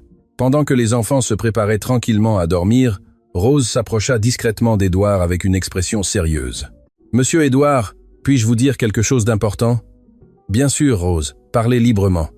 J'ai travaillé avec dévouement avec des enfants pendant plus de 30 ans de ma vie. J'ai vu beaucoup de situations différentes et complexes. Mais ce qui s'est passé aujourd'hui ici dans cette maison était l'œuvre de Dieu. Ces enfants se sont reconnus d'une manière qui n'a pas d'explication humaine possible. Vous croyez vraiment qu'ils sont sincèrement frères? Monsieur Édouard, je n'ai absolument pas besoin d'un test ADN pour en être sûr. Il suffit d'observer attentivement comment ils se comportent ensemble naturellement. Ils sont comme 3 pièces parfaites d'un puzzle qui se sont finalement emboîtées au bon endroit. Avant d'aller dormir, Édouard se rendit tranquillement dans la chambre des enfants pour leur souhaiter bonne nuit avec affection. Il trouva les 3 allongés côte à côte sur les matelas, avec Pierre stratégiquement au milieu, tenant fermement les mains de Luc et Mathieu comme un protecteur naturel. « Papa », murmura Pierre dans l'obscurité, « merci beaucoup d'avoir trouvé mes frères perdus. »« Merci de nous avoir recueillis dans la rue », murmura Luc avec une gratitude infinie. « Merci de ne pas nous avoir chassés », ajouta Mathieu avec la voix pleine d'émotion. Édouard embrassa délicatement le front des 3 enfants, ressentant une plénitude émotionnelle et spirituelle qu'il n'avait jamais expérimentée de toute sa vie d'adulte. « Bonne nuit, mes fils bien-aimés. Dormez tranquille et en sécurité. Papa est là pour veiller sur vous pour toujours. » Plus tard, complètement seul dans sa chambre silencieuse, Édouard appela avec détermination sa mère, Madame Hélène Fournier, la matriarche autoritaire de la famille traditionnelle. « Maman, j'ai urgemment besoin de te raconter quelque chose d'extrêmement important. Que se passe-t-il maintenant, Édouard? Est-ce qu'il est arrivé quelque chose de grave à Pierre? Pierre est parfaitement bien, mais aujourd'hui, j'ai trouvé 2 enfants abandonnés qui pourraient être mes fils biologiques. » Il y eut un long silence significatif de l'autre côté de la ligne. « Comment ça exactement, Édouard? » 2 enfants absolument identiques à Pierre. Je crois fermement que ce sont les autres bébés qui sont nés avec lui cette nuit terrible. Édouard, tu délires complètement. Pierre a toujours été fils unique. Il n'y a absolument pas eu d'autres bébés à l'accouchement. Maman, je me souviens clairement de fragments confus de cet accouchement traumatique. Je me souviens des médecins parlant avec urgence de décisions difficiles, de sauver qui il était humainement possible. Et ces enfants connaissent des détails intimes qu'ils ne pourraient connaître que s'ils étaient vraiment nés dans cet hôpital spécifique ce jour exact. C'est complètement impossible et absurde. S'il y avait eu d'autres bébés, je l'aurais su. Tu le savais parfaitement, maman. Maintenant, j'en ai l'absolue certitude et je veux savoir immédiatement ce qui est arrivé exactement à mes fils disparus. Le silence qui suivit fut assourdissant et chargé de tension. Édouard put entendre clairement la respiration lourde et irrégulière de sa mère de l'autre côté de la ligne. « Édouard, viens demain matin tôt à la maison. Nous avons urgemment besoin de parler en personne de tout cela. Pourquoi ne peux-tu pas me le dire maintenant ? Parce que c'est une conversation extrêmement délicate qui doit se faire face à face et amène les enfants avec toi. J'ai besoin de les voir de mes propres yeux. » En raccrochant le téléphone, les mains tremblantes, Édouard resta éveillé toute la nuit, fixant la large fenêtre et pensant obsessionnellement à tout ce qui s'était passé en ce jour absolument extraordinaire et transformateur. En moins de 12 heures intenses, sa vie avait changé complètement et irréversiblement. De père solitaire d'un fils unique, il était passé à père dévoué de triplés. D'homme avec une petite famille contrôlée, il était devenu responsable de 3 enfants qui avaient désespérément besoin de soins, d'amour inconditionnel et de protection permanente. Mais le plus douloureux de tout était d'avoir découvert que pendant 5 longues années, il avait vécu un mensonge élaboré et cruel. Ses 2 autres fils biologiques n'étaient pas morts en couche comme il l'avait toujours cru sincèrement. Ils avaient été délibérément écartés, cachés criminellement et élevés loin de lui pour des raisons sinistres qu'il ne comprenait pas encore totalement. Par la fenêtre silencieuse, Édouard put voir le premier rayon doré de soleil naissant majestueusement à l'horizon. Un nouveau jour se levait lentement, et avec lui la promesse concrète de réponses définitives à des questions qui le tourmentaient depuis des années. « Demain, nous saurons enfin la vérité complète », murmura-t-il pour lui-même, pensant tendrement aux 3 enfants qui dormaient paisiblement dans la chambre d'à côté, enfin réunis après 5 cruelles années de séparation forcée et inutile. La matinée arriva plus tôt que prévu. Annoncé par les doux bruits des enfants qui bougeaient dans la chambre contiguë, il était à peine 6 heures quand Édouard entendit des rires bas et des conversations chuchotées provenant de la chambre de Pierre. Il se leva en silence, et en jetant un coup d'œil par la porte entr'ouverte, Il observa une scène qui le remplit de tendresse et de mélancolie en même temps. Les trois étaient assis en cercle sur le sol, toujours en pyjama, partageant des biscuits que Pierre avait cachés dans un tiroir. Luc enseignait à Mathieu un jeu de main tandis que Pierre observait avec attention, essayant d'apprendre également. C'était comme si, en cette matinée, il rattrapait des années de jeux perdus. « Bonjour les garçons », dit Édouard en entrant dans la chambre avec un sourire sincère. « Avez-vous bien dormi ?»« Papa, c'était la meilleure nuit de ma vie », répondit Pierre immédiatement. « J'ai rêvé que nous volions ensemble dans le ciel. »« Moi aussi, j'ai rêvé que nous volions », ajouta Luc, étonné. « Et il y avait une belle femme qui nous souriait depuis le ciel. » Édouard sentit un frisson parcourir son dos. Pascal avait toujours dit que lorsqu'elle mourrait, elle voulait voler libre comme un oiseau. Serait-il possible que les enfants aient rêvé de la mer qu'ils n'avaient jamais connue? Et moi j'ai rêvé que nous vivions dans une grande maison, avec un jardin rempli de fleurs, compléta Mathieu. Et nous avions un chien marron qui jouait avec nous. Édouard faillit trébucher. Avant la mort de Pascal, ils avaient prévu d'acheter un Golden Retriever pour accompagner le bébé qui allait naître, un rêve qu'ils n'avaient jamais mentionné à Pierre. À ce moment, Rose apparut à la porte avec un plateau de chocolat chaud et des petits pains frais. « Bonjour mes petits anges, déjeunez bien, car aujourd'hui sera un jour important. » Pendant que les enfants déjeunaient, Édouard reçut un appel inattendu. C'était Maître Robert, son avocat, qui appelait plus tôt que prévu. « Édouard, j'ai besoin de te parler urgemment.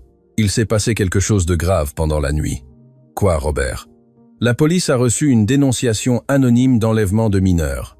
Quelqu'un a dit que tu retiens 2 enfants chez toi contre leur volonté. » Édouard sentit le sang se glacer. « Comment ça, enlèvement ?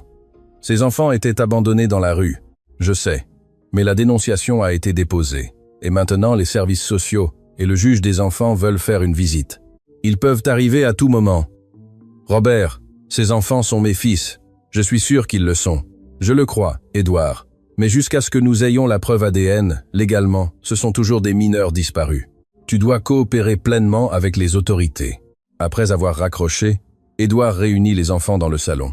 Il devait les préparer à ce qui pouvait arriver. « Les garçons, aujourd'hui des personnes importantes pourraient venir vous poser des questions. Je veux que vous répondiez toujours avec la vérité. D'accord ? » « Quel genre de questions ?» demanda Luc, percevant l'inquiétude dans la voix d'Édouard. « Sur comment vous êtes arrivé ici. Comment vous vous sentez, si quelqu'un vous a obligé à rester. » « Personne ne nous a obligés, » dit Mathieu avec fermeté. « Nous avons choisi de rester parce qu'ici, c'est notre maison. » Alors Pierre s'approcha de son père et lui prit la main. « Papa, ils ne vont pas nous séparer, n'est-ce pas? Je ferai tout mon possible pour que cela n'arrive pas, mon fils. » À 9 heures du matin, 2 voitures s'arrêtèrent devant la demeure. De la première descendirent une assistante sociale, une psychologue et un représentant du juge des enfants. De la seconde descendirent 2 policiers en uniforme. Édouard ouvrit la porte avant qu'il ne sonne. « Bonjour. J'imagine que vous êtes ici à cause des enfants, monsieur Édouard Fournier, » demanda l'assistante sociale, une femme d'âge moyen avec des lunettes et une posture rigide. « Je suis le docteur Marisa Silva des services sociaux. Nous avons reçu une dénonciation concernant 2 enfants qui seraient prétendument retenus dans votre résidence. Les enfants ne sont pas retenus. Ils sont pris en charge parce que je les ai trouvés abandonnés dans la rue. Malgré cela, nous devons leur parler séparément pour évaluer la situation. » Édouard accepta, mais demanda à accompagner les entretiens. La psychologue, le docteur Carmen, se montra plus compréhensive que l'assistante sociale. « Monsieur Édouard, nous parlerons d'abord avec les enfants ensemble, puis individuellement. Il est important qu'ils se sentent à l'aise. » Les 3 petits furent emmenés au salon, où ils s'assirent côte à côte sur le grand canapé. La ressemblance entre eux ne passa inaperçue pour personne. « Mon Dieu !» murmura l'un des policiers à son collègue. « Ils ressemblent à des triplés identiques. » La docteure Carmen s'agenouilla devant eux. « Bonjour les enfants, je suis le docteur, Carmen, et je suis venu pour discuter avec vous. Pouvez-vous me raconter comment vous êtes arrivés dans cette maison ?» Pierre répondit le premier. « Mon papa et moi rentrions de l'école quand nous avons vu Luc et Mathieu dormir dans la rue. J'ai dit à mon papa qu'il me ressemblait. Et vous, avez-vous voulu venir ici ?» demanda la psychologue à Luc et Mathieu. « Oui, » répondit Luc sans hésiter. « Pierre a dit que ce serait aussi notre maison. Êtes-vous heureux ici ?»« Très heureux, » dit Mathieu. « Pour la première fois de notre vie, nous avons une vraie famille. » L'assistante sociale intervint avec un ton plus sévère. « Les enfants, savez-vous que vous ne pouvez pas rester avec des personnes étrangères? Où sont les adultes qui s'occupaient de vous avant? Tante Marlène nous a laissés dans la rue et n'est jamais revenue. expliqua Luc. Elle nous a dit qu'elle allait nous chercher une nouvelle famille, mais elle a menti. Et qui est cette tante Marlène? C'était la sœur de notre mère, répondit Mathieu. Mais elle n'aimait pas beaucoup s'occuper de nous. Pendant 2 heures, les fonctionnaires posèrent des questions détaillées, conversèrent avec les enfants individuellement, avec Édouard et aussi avec Rose. La gouvernante fut fondamentale pour clarifier la situation. « Docteur, » dit Rose à la psychologue, « je travaille avec des enfants depuis plus de 30 ans. Ces petits ne sont pas contraints ni maltraités. Au contraire, je n'ai jamais vu des enfants aussi heureux et intégrés. Mais la ressemblance entre eux est impressionnante, » observa l'assistante sociale. « Comment l'expliquez-vous » ? « Je l'explique parce que ce sont des frères, » affirma Édouard avec fermeté. « Nous avons déjà prélevé des échantillons pour le test ADN. Dans 2 jours, nous aurons la confirmation. D'ici là, les enfants doivent être placés sous la tutelle de l'État, » déclara l'assistante sociale. « C'est la procédure standard. »« Non !» cria Pierre en se levant du canapé. « Vous ne pouvez pas emmener mes frères. » Luc et Mathieu se mirent à pleurer en s'agrippant à Pierre. « S'il vous plaît, ne nous séparez pas à nouveau. » supplia Luc. La psychologue observa la réaction avec une attention professionnelle. « Docteur Marisa, ces enfants ont un lien émotionnel très fort. Les séparer maintenant pourrait causer un traumatisme psychologique. Mais le protocole doit considérer le bien, être des enfants, » interrompit la psychologue. « Je suggère qu'ils restent ici sous surveillance jusqu'au résultat de l'ADN. » Après une longue discussion, les fonctionnaires parvinrent à un accord temporaire. Les enfants pourraient rester avec Édouard, mais il y aurait des visites quotidiennes des services sociaux et la situation serait constamment réévaluée. « Monsieur Édouard, » dit l'assistante sociale avant de partir, « toute irrégularité et les enfants seront immédiatement retirés. » Après le départ des autorités, Édouard serra les 3 dans ses bras. « Tout ira bien. Dans 2 jours, nous aurons la preuve qu'ils sont frères. »« Papa, » dit Pierre, « pourquoi certaines personnes veulent séparer les familles ? Parfois, Pierre, les gens ne comprennent pas que la famille n'est pas seulement celle qui partage le même nom de famille, mais ceux qui s'aiment vraiment. » Cet après-midi-là, Édouard décida d'emmener les enfants visiter leur grand-mère Hélène. Il était temps d'affronter le passé et de découvrir la vérité sur ce qui s'était passé 5 ans auparavant. La demeure des Fournier se trouvait dans un quartier encore plus luxueux, avec d'immenses jardins et une architecture imposante.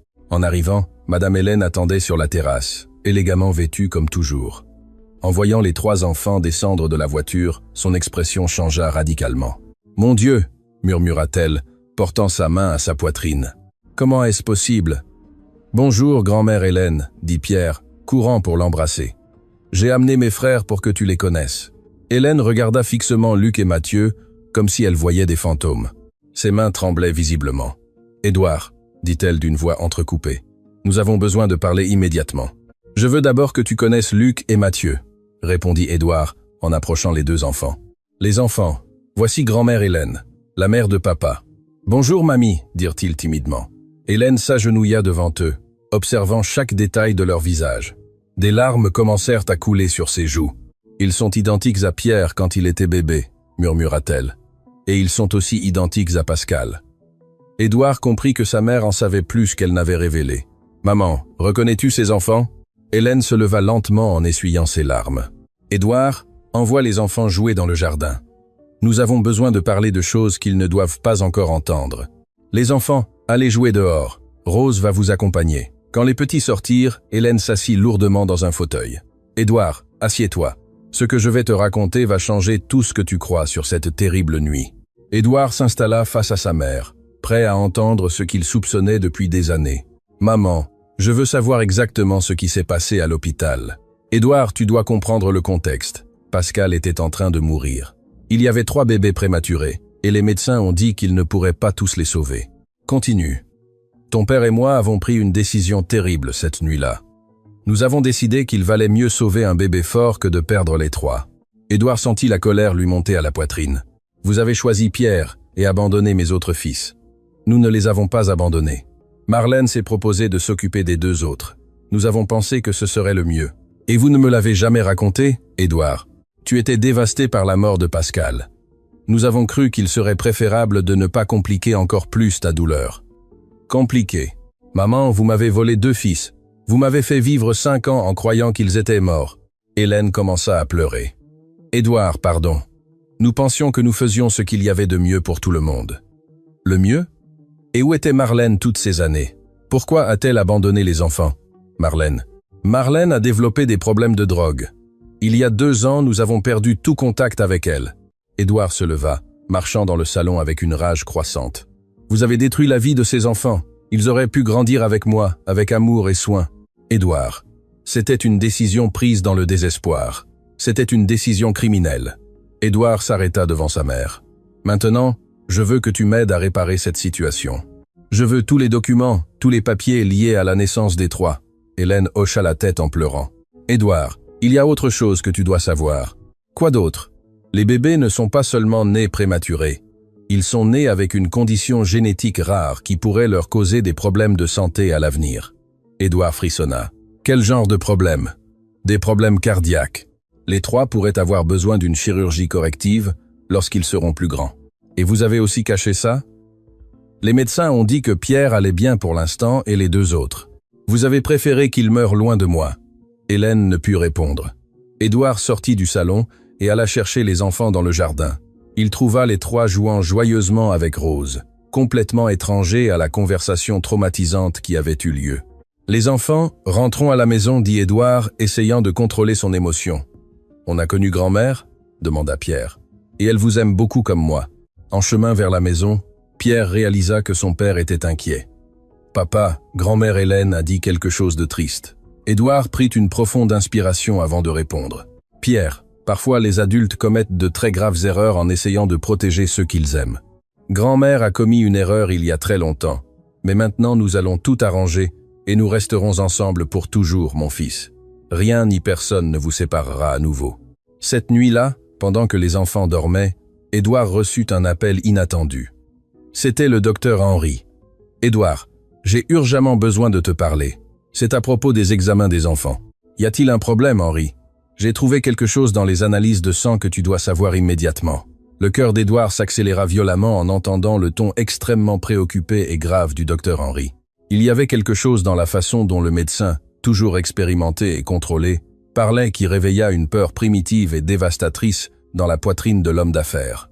Pendant les 2 derniers jours intenses et émotionnellement épuisants, Édouard avait traversé des montagnes russes d'émotions, passant rapidement de la joie accablante de retrouver ses fils, qu'il croyait perdus pour toujours, à la terreur paralysante de les perdre à nouveau face aux autorités compétentes. Et maintenant il faisait face à la possibilité terrifiante que quelque chose de beaucoup plus complexe, sinistre et troublant se passait dans sa vie. « Docteur Henry, quel type spécifique de problème médical avez-vous trouvé dans les examens des enfants ?» demanda Édouard, essayant désespérément de maintenir une voix ferme, tout en sentant ses mains trembler involontairement comme des feuilles au vent. « Édouard, je préfère ne pas en discuter par téléphone. C'est une affaire extrêmement délicate, complexe et potentiellement dangereuse qui doit être expliquée en détail en personne. Je peux passer chez toi maintenant même. Les enfants dorment profondément depuis plusieurs heures. Ne serait-il pas préférable de parler demain matin? Édouard, cela ne peut pas attendre demain. C'est à propos de leur santé critique et de quelque chose d'extrêmement troublant que j'ai découvert dans les anciens dossiers médicaux auxquels j'ai pu accéder grâce à des contacts spéciaux à l'hôpital. Un frisson glacial et terrifiant parcourut tout le corps d'Édouard. Dossiers médicaux. Quel dossier spécifique? Les dossiers complets et détaillés de l'accouchement traumatique de Pascal. Il y a là des informations cruciales qui contredisent complètement tout ce que tu crois savoir sur cette terrible nuit. Docteur, vous me faites très peur et m'angoissez beaucoup. De quoi parlez-vous exactement? Je serai chez toi dans exactement 20 minutes. Prépare-toi mentalement et émotionnellement, car ce que je vais te révéler changera radicalement et irréversiblement ta compréhension de tout ce qui s'est passé. Édouard raccrocha, les mains tremblantes comme s'il avait reçu une décharge électrique. Il monta lentement dans la chambre des enfants et les observa dormir paisiblement, serrés les uns contre les autres, comme il le faisait toujours instinctivement toutes les nuits. Pierre était au milieu, protégeant naturellement Luc et Mathieu avec ses bras petits mais décidés.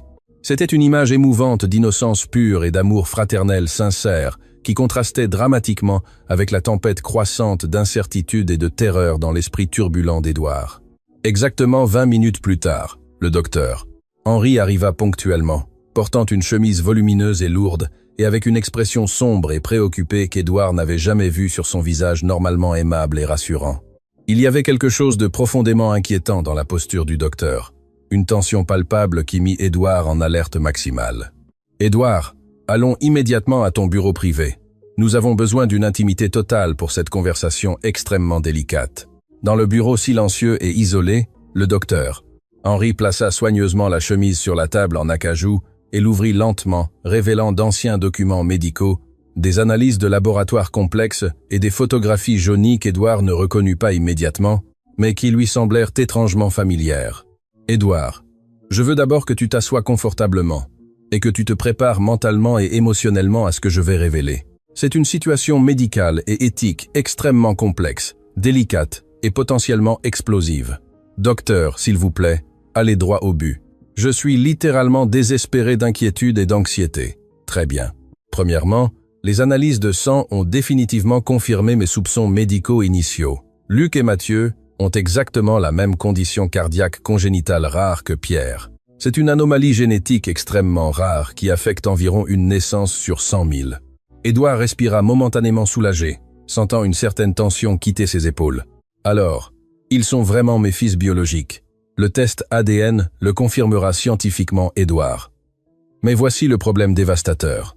L'ADN confirmera probablement qu'ils sont frères biologiques, mais il pourrait ne pas confirmer que tu sois leur père biologique direct. Comment ça? Je ne comprends rien. Le docteur. Henri sortit un document ancien et jauni de la chemise avec une extrême prudence. Ceci est le rapport médical complet et détaillé de l'accouchement traumatique de Pascal, auquel j'ai pu accéder grâce à des contacts spéciaux et confidentiels à l'hôpital. Édouard, cette terrible nuit a été beaucoup plus compliquée et troublante que ce dont tu te souviens ou ce qu'on t'a fait croire. Expliquez mieux, s'il vous plaît. Pascal n'a pas eu de triplé naturel, elle n'était naturellement enceinte que de Pierre. Mais pendant le travail d'accouchement prolongé et douloureux, une urgence médicale grave et inexplicable s'est produite. Elle a commencé à avoir des convulsions violentes et une hémorragie interne massive que les médecins ne pouvaient pas contrôler adéquatement. Édouard se pencha en avant, écoutant obsessionnellement chaque mot crucial. Les médecins expérimentés ont réalisé une césarienne d'urgence pour sauver Pierre et tenter désespérément de sauver Pascal, mais pendant la chirurgie, ils ont découvert quelque chose de complètement inattendu et scientifiquement troublant. Qu'ont-ils découvert exactement, docteur? Il y avait 2 autres enfants développés dans l'utérus de Pascal, mais ils n'étaient pas biologiquement les siens. Édouard resta paralysé. Comment ça, pas les siens? Elle était visiblement enceinte pendant des mois. Édouard, cela semblera impossible et absurde, mais les évidences médicales sont irréfutables et scientifiquement documentées. Pascal a souffert de ce que nous, médecins, appelons une superfétation, une condition extrêmement rare où une femme enceinte ovule à nouveau et tombe à nouveau enceinte pendant la même gestation déjà existante. Est-ce réellement possible? Oui, c'est possible, mais extraordinairement rare. Cela se produit lorsqu'une femme ovule pendant une grossesse déjà établie et a des relations sexuelles avec un autre homme ou par intervention artificielle. Édouard sentit le monde s'écrouler autour de lui. Vous êtes en train de me dire directement que Pascal m'a trompé avec un autre homme, pas nécessairement une trahison volontaire. Il existe une autre possibilité encore plus troublante. Le docteur. Henri sortit soigneusement des photographies médicales détaillées de la chemise. Ce sont des photos techniques de la procédure chirurgicale réalisée cette nuit-là. Les 2 enfants trouvés dans l'utérus de Pascal avaient environ 2 semaines de moins de développement fœtal que Pierre. Et qu'est-ce que cela signifie scientifiquement? Demanda Édouard. Cela signifie qu'ils ont été conçus exactement 2 semaines après Pierre. Mais Édouard, voici la partie la plus troublante et terrifiante. Ces enfants avaient des caractéristiques physiques et génétiques qui suggèrent fortement qu'ils n'ont pas du tout été conçus de manière naturelle. Comment ça? Pas naturellement. Expliquez-le en détail, docteur. Il existe des évidences médicales irréfutables que ces enfants sont le résultat direct d'une insémination artificielle avancée ou d'une fertilisation in vitro clandestine. Quelqu'un avec des connaissances médicales spécialisées a implanté des embryons développés artificiellement dans l'utérus de Pascal, sans le savoir ni le consentement d'elle, ni de toi. Édouard se leva brusquement, marchant nerveusement dans le salon en état de choc complet et dévastateur. C'est une folie absolue. Qui ferait quelque chose d'aussi monstrueux et cruel? Édouard, c'est exactement la question qui m'a tenu éveillé toute la nuit. Qui avait un accès physique régulier à Pascal? Qui connaissait en détail sa condition médicale? Qui bénéficierait significativement d'une situation aussi complexe? Docteur, êtes-vous en train d'insinuer que quelqu'un de ma propre famille? J'affirme que quelqu'un avec des ressources considérables a orchestré délibérément et froidement toute cette situation. Et cette personne avait définitivement des ressources financières substantielles et un accès direct à une technologie médicale extrêmement avancée. Édouard s'arrêta brusquement et regarda fixement le médecin. Marlène était toujours présente à l'hôpital, posant des questions médicales spécifiques et détaillées. Marlène a pu être une pièce importante dans le schéma, mais définitivement pas la principale tête pensante derrière tout. Elle n'avait tout simplement pas les ressources financières, ni les connaissances techniques pour quelque chose d'aussi sophistiqué et complexe. Alors, qui exactement ? Demanda Édouard. Le docteur. Henri hésita avant de répondre avec prudence. Édouard, j'ai besoin de te poser une question extrêmement difficile et délicate. Ta famille a-t-elle toujours montré un intérêt obsessionnel à avoir plus d'héritiers directs ? Mes parents ont toujours désiré désespérément plus de petits-enfants. Mais, Édouard, et si quelqu'un d'influent dans ta famille avait décidé froidement de créer plus d'héritiers artificiellement par manipulation génétique, la suggestion était si absurde et troublante qu'Édouard dut se rasseoir, pris de vertige. Docteur, cela semble sortir d'un film de science-fiction impossible. Édouard, la technologie médicale pour cela existait parfaitement il y a 5 ans, et ta famille possède des ressources financières et des connexions médicales influentes pour réaliser exactement quelque chose comme ça. Mais pourquoi ferait-il quelque chose d'aussi drastique sans rien me dire ? Être parce qu'il savait parfaitement que tu n'accepterais jamais volontairement ou parce qu'il voulait avoir un contrôle total et absolu sur ses enfants créés artificiellement. Édouard se passa les mains dans les cheveux nerveusement, essayant de traiter une information qui défiait complètement sa compréhension de base de la réalité. Même si cela est vrai, ces enfants sont complètement innocents. Ils ont désespérément besoin de soins médicaux adéquats et d'amour inconditionnel. J'en suis pleinement d'accord. Mais, Édouard, il y a plus de complications médicales graves. Si ces enfants ont vraiment été créés artificiellement en utilisant du matériel génétique manipulé de ta famille, ils pourraient avoir d'autres problèmes de santé sérieux. Non encore détectés lors des examens initiaux, j'ai besoin de faire des tests beaucoup plus détaillés et spécifiques. Quel genre de problèmes médicaux ? Des problèmes neurologiques dégénératifs, des déficiences immunologiques graves ou même une espérance de vie significativement réduite. Les enfants créés par manipulation génétique expérimentale peuvent avoir des conséquences imprévisibles et dévastatrices à long terme. Édouard sentit une intense nausée monter dans son estomac. Vous êtes en train de me dire directement que Luc et Mathieu pourraient être gravement malades. Je suis en train de dire que nous avons besoin d'enquêter beaucoup plus profondément et rapidement. Et Édouard, il y a quelque chose de plus extrêmement important que tu dois savoir immédiatement. Quoi d'autre peut-il y avoir, docteur ? Henri sortit le dernier document crucial de la chemise. Ceci est un rapport financier détaillé que j'ai pu obtenir grâce à des contacts confidentiels. Quelqu'un a payé exactement 2 millions d'euros à une clinique de fertilisation clandestine, précisément pendant la grossesse de Pascal. 2 millions d'euros. Édouard, ce n'était définitivement pas un accident ni une trahison émotionnelle. Ce fut un projet médical planifié méticuleusement et exécuté avec une précision chirurgicale absolue. Docteur, j'ai besoin de confronter ma famille immédiatement. Édouard, attends calmement. Avant de confronter qui que ce soit, nous avons besoin d'avoir absolument toutes les preuves irréfutables. Et le plus important, nous devons garantir la sécurité physique des enfants. Sécurité. Pourquoi serait-il en danger réel ? Si quelqu'un a investi 2 millions d'euros pour créer artificiellement ses enfants, il pourrait vouloir désespérément récupérer son investissement. Récupérer comment exactement ? Garde légale forcée, contrôle total de leur vie ou scénario encore pire. Édouard sentit une panique primitive s'emparer complètement de sa poitrine. Docteur, ces enfants ne sont pas des expériences scientifiques ni des investissements financiers. Ce sont mes fils, bien-aimés. Édouard, dans ton cœur, ce sont définitivement tes fils. Mais légalement, la situation peut être beaucoup plus compliquée et dangereuse que nous ne l'imaginons. Que dois-je faire exactement ? Premièrement, nous ferons des tests génétiques complètement détaillés sur Luc et Mathieu. Deuxièmement, nous enquêterons discrètement sur qui a financé ce projet sinistre. Troisièmement, nous préparerons une défense légale absolument solide. Et pendant ce temps, tu prends soin de ces enfants comme le père aimant qu'ils méritent. Car indépendamment de la façon dont ils sont arrivés au monde, ils ont désespérément besoin d'amour et de protection inconditionnelle.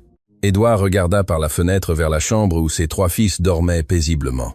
Docteur, même en sachant tout cela, je ne pourrais pas aimer ces enfants plus que je ne les aime maintenant. Édouard, Cela fait de toi un homme vraiment honorable. Mais prépare-toi mentalement parce que lorsque cette vérité sortira complètement au grand jour, il y aura des personnes influentes qui tenteront d'utiliser cette situation contre toi. Quel genre de personnes? Des personnes qui croient que les enfants créés artificiellement ne méritent pas les mêmes droits légaux que ceux conçus naturellement. C'est complètement absurde et inhumain. Édouard, toi et moi savons que c'est absurde, mais la société n'est pas toujours rationnelle lorsqu'il s'agit de questions éthiques comme celle-ci. Édouard se leva et marcha vers la fenêtre, observant la pleine lune éclairant le jardin où ses 3 fils avaient joué joyeusement quelques heures auparavant. Docteur, Henri, indépendamment de la façon dont Luc et Mathieu sont arrivés au monde, ils sont maintenant mes fils et je lutterai jusqu'à la mort pour les protéger. Édouard, je t'aiderai dans absolument tout ce qui est possible, mais tu dois comprendre que cette lutte pourrait être plus difficile que tu ne l'imagines. Pourquoi exactement? Parce que, si ma théorie est correcte, il y a des personnes extrêmement puissantes impliquées dans cette situation. Des personnes qui ne céderont pas facilement le contrôle qu'elles croient avoir sur ces enfants. Qui seraient ces personnes influentes, docteur? Henri rangea soigneusement les documents dans la chemise et regarda directement les yeux d'Édouard. Édouard, selon tout ce que j'ai découvert, je crois fermement que ta propre famille est au centre absolu de cette conspiration élaborée.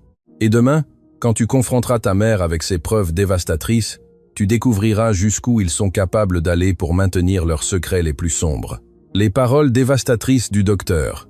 Henri résonnèrent dans le bureau silencieux comme une sentence de mort, laissant Édouard complètement paralysé et sans réaction émotionnelle immédiate.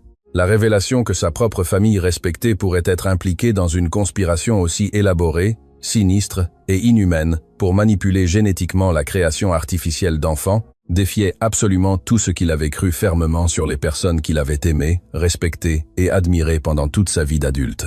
La trahison ne venait pas d'étrangers ni d'ennemis connus, mais des personnes les plus proches en qui il avait placé une confiance absolue et un amour inconditionnel. Pendant la nuit d'insomnie et de torture qui suivit, Édouard resta rigidement assis dans son fauteuil en cuir italien, fixant la large fenêtre tout en traitant obsessionnellement l'information dévastatrice et incompréhensible qu'il avait reçue. Chaque fois qu'il fermait ses yeux épuisés, il voyait clairement le visage angélique de Luc et Mathieu dormant paisiblement, complètement étrangers et innocents, au fait que leurs propres existences pouvaient être le résultat direct d'une expérience scientifique cruelle et calculée, froidement orchestrée par des personnes qui devraient naturellement les protéger et les aimer inconditionnellement. L'idée troublante que ces enfants purs et innocents soient considérés comme des produits commerciaux, des investissements financiers ou des expériences scientifiques par quelqu'un de sa propre famille le remplissait d'une colère froide, calculatrice et implacable qu'il n'avait jamais ressentie auparavant de toute son existence. C'était une fureur qui transcendait la rage commune, se transformant en quelque chose de plus primitif et dangereux. À 5 heures du matin, lorsque les premiers rayons dorés du soleil commencèrent à illuminer l'horizon lointain, Édouard entendit les premiers sons mélodieux provenant de la chambre des enfants. Des rires bas et cristallins, des conversations chuchotées et joyeuses, comme cela se produisait toujours magiquement lorsque les 3 se réveillaient naturellement. Il se leva silencieusement et marcha avec des pas prudents jusqu'à la porte entr'ouverte, observant une fois de plus la scène émouvante qui était devenue précieuse et sacrée dans sa routine quotidienne. Pierre était patiemment en train d'enseigner à Luc et Mathieu comment faire des avions en papier coloré avec des pages d'un magazine pour enfants, et les 3 rivalisaient amicalement pour voir lequel volerait le plus loin dans la chambre spacieuse. La naturalité absolue avec laquelle ils interagissaient, la parfaite synchronisation de leurs mouvements et la joie sincère sur leur visage angélique contrastaient brutalement avec les révélations troublantes et terrifiantes de la nuit précédente. « Bonjour, mes fils bien-aimés », dit Édouard en entrant tranquillement dans la chambre, avec un sourire forcé mais affectueux, essayant désespérément de cacher la tempête émotionnelle dévastatrice, qui se déchaînait violemment à l'intérieur de lui, torturé. « Nous avons dormi bien et tranquillement, papa. Nous avons rêvé exactement de la même chose à nouveau, » dit Pierre avec un enthousiasme brillant dans ses yeux verts. « Nous avons tous les 3 rêvé que nous étions sur une belle plage ensoleillée, jouant joyeusement sur le sable blanc, avec une belle femme aux cheveux longs et soyeux, et elle nous chantait une chanson très jolie et mélancolique. »« Oui, » compléta Luc, avec une expression rêveuse, « une chanson que nous avions l'impression de déjà connaître d'un endroit très lointain et spécial. » Mathieu hocha la tête avec enthousiasme, ajoutant des détails spécifiques qui firent qu'un frisson parcourut toute la colonne vertébrale d'Édouard. La belle femme avait des yeux verts exactement comme les nôtres, Et elle nous disait affectueusement qu'elle avait toujours veillé sur nous avec beaucoup d'amour, même quand nous ne le savions pas consciemment. Édouard reconnut immédiatement, sans le moindre doute, la description détaillée. C'était Pascal, telle qu'elle apparaissait souvent dans ses propres rêves nostalgiques pendant les premières années douloureuses après sa mort prématurée. La connexion spirituelle profonde et inexplicable entre les trois enfants et la mère qu'ils n'avaient jamais connue personnellement était quelque chose qui transcendait toute explication scientifique, médicale ou rationnelle connue, un phénomène qui défiait la logique et touchait le royaume du surnaturel. « Chers enfants, dit Édouard en s'asseyant affectueusement sur le sol avec eux. Aujourd'hui, nous allons avoir une journée très spéciale et importante.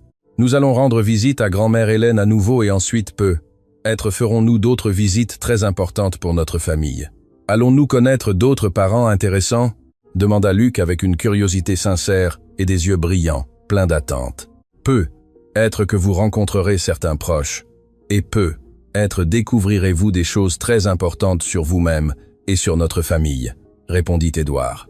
Rose apparut silencieusement à la porte, portant avec soin un plateau élégant avec le petit déjeuner, spécialement préparé avec amour et attention. « Bonjour mes chers anges. Aujourd'hui j'ai préparé des crêpes spéciales au miel, exactement comme vous les aimez le plus. » Pendant que les enfants déjeunaient joyeusement dans la luxueuse salle à manger, Édouard reçut un appel urgent de son avocat personnel, Maître Robert. « Édouard, j'ai des nouvelles extrêmement importantes concernant l'enquête financière détaillée que tu as demandée. J'ai obtenu des documents très intéressants et révélateurs sur des transactions financières suspectes de ta famille au cours des 5 dernières années. »« Quel genre de transactions suspectes ?» demanda Édouard. « Des transferts substantiels irréguliers vers des cliniques médicales, non enregistrés officiellement, des paiements significatifs à des laboratoires de génétique privés et clandestins, et une quantité considérable déposée discrètement sur un compte offshore au nom de Marlène Santos. » Édouard sentit son estomac se nouer douloureusement avec la confirmation de ses pires soupçons. « Robert, j'ai urgemment besoin que tu viennes chez moi aujourd'hui même. Nous avons beaucoup de choses à discuter en détail. Édouard, il y a autre chose d'extrêmement important et troublant. Marlène Santos a été retrouvée morte hier soir dans un hôtel bon marché et sale du centre-ville. Apparemment, c'était une overdose de drogue, mais il y a des circonstances suspectes. La nouvelle frappa Édouard comme un éclair dévastateur. Marlène était morte, emportant avec elle tous les secrets cruciaux sur ce qui s'était réellement passé avec Luc et Mathieu pendant les premières années formatrices de leur vie. Robert, cela ne peut pas être une simple coïncidence. Édouard, je suis complètement d'accord. Quelqu'un de puissant ne voulait pas qu'elle parle. Nous devons agir très vite pour protéger ces enfants innocents. » Après avoir raccroché le téléphone, les mains tremblantes, Édouard observa les 3 enfants jouant joyeusement dans le salon luxueux, complètement inconscients des dangers réels qui les entouraient comme des prédateurs invisibles. La mort opportune de Marlène confirmait définitivement ses pires soupçons. Il y avait des personnes influentes prêtes à tout pour maintenir les secrets sombres sur l'origine artificielle de Luc et Mathieu. À 10 heures du matin, Édouard installa soigneusement les 3 enfants dans la Mercedes et conduisit avec détermination jusqu'à l'imposante demeure de sa mère. Pendant le trajet silencieux à travers les rues animées de la ville, il prépara mentalement les questions difficiles et de confrontation qu'il devait poser. Cette fois, il n'accepterait pas d'évasion diplomatique, de demi-vérités opportunes ni de mensonges élaborés. Il avait désespérément besoin de la vérité complète et crue, peu importe à quel point elle était troublante, choquante ou dévastatrice, pour sa compréhension de la réalité. Madame Hélène l'attendait patiemment sur l'élégante terrasse, mais sa posture était visiblement différente et préoccupante. Elle semblait plus fragile physiquement, plus vieille et fatiguée, comme si elle avait vieilli de plusieurs années en une seule nuit tortueuse. En voyant la voiture s'approcher lentement, son expression se transforma en un mélange complexe de profonde culpabilité, de peur sincère et de résignation fataliste. « Grand-mère Hélène !» cria Pierre avec enthousiasme, courant pour l'embrasser dès qu'il sortit énergiquement de la voiture. Luc et Mathieu le suivirent immédiatement, mais avec plus de prudence instinctive, percevant intuitivement que quelque chose de fondamental avait changé dans le comportement de l'ancienne dame respectée. « Bonjour mes chers et précieux », dit Hélène, avec la voix complètement entrecoupée par l'émotion, serrant les 3 enfants avec une intensité désespérée et presque suffocante. « Chaque jour, vous êtes plus beau, intelligent, et vous vous ressemblez davantage. » Édouard observa l'interaction avec une attention obsessionnelle, remarquant comment sa mère tenait les enfants comme si c'était la dernière fois qu'elle les verrait de toute sa vie. « Mère, pouvons-nous parler seuls immédiatement ?» Rose peut rester s'occuper affectueusement des enfants dans le jardin. Édouard, avant toute chose, j'ai désespérément besoin de te demander pardon. Pardon sincère pour tout ce que nous avons fait, pour tous les mensonges élaborés, pour toute la souffrance inutile que nous avons causée. Édouard sentit un mélange complexe de soulagement temporaire et de terreur croissante. Sa mère était finalement prête à tout avouer, mais la confession pourrait être beaucoup plus terrible et dévastatrice qu'il ne l'aurait jamais imaginé, même dans ses pires cauchemars. Dans l'élégant bureau de la demeure, Hélène s'assit lourdement dans son fauteuil préféré en velours, semblant soudain beaucoup plus vieille que ses 65 ans bien vécus. « Édouard, assieds-toi confortablement. Ce que je vais te raconter va complètement détruire tout ce que tu crois sur notre famille respectée. Mère, je sais déjà que vous étiez directement impliquée dans la création artificielle de Luc et Mathieu. Ce que j'ai désespérément besoin de savoir, c'est exactement pourquoi vous l'avez fait. » Hélène soupira profondément, comme si elle rassemblait tout le courage possible pour révéler le secret le plus sombre et honteux de sa vie. Édouard, quand Pascal est tombée enceinte naturellement de Pierre, nous avons découvert, grâce à des examens détaillés, qu'elle avait une condition génétique rare qui pouvait se transmettre héréditairement à l'enfant. Quelle condition spécifique?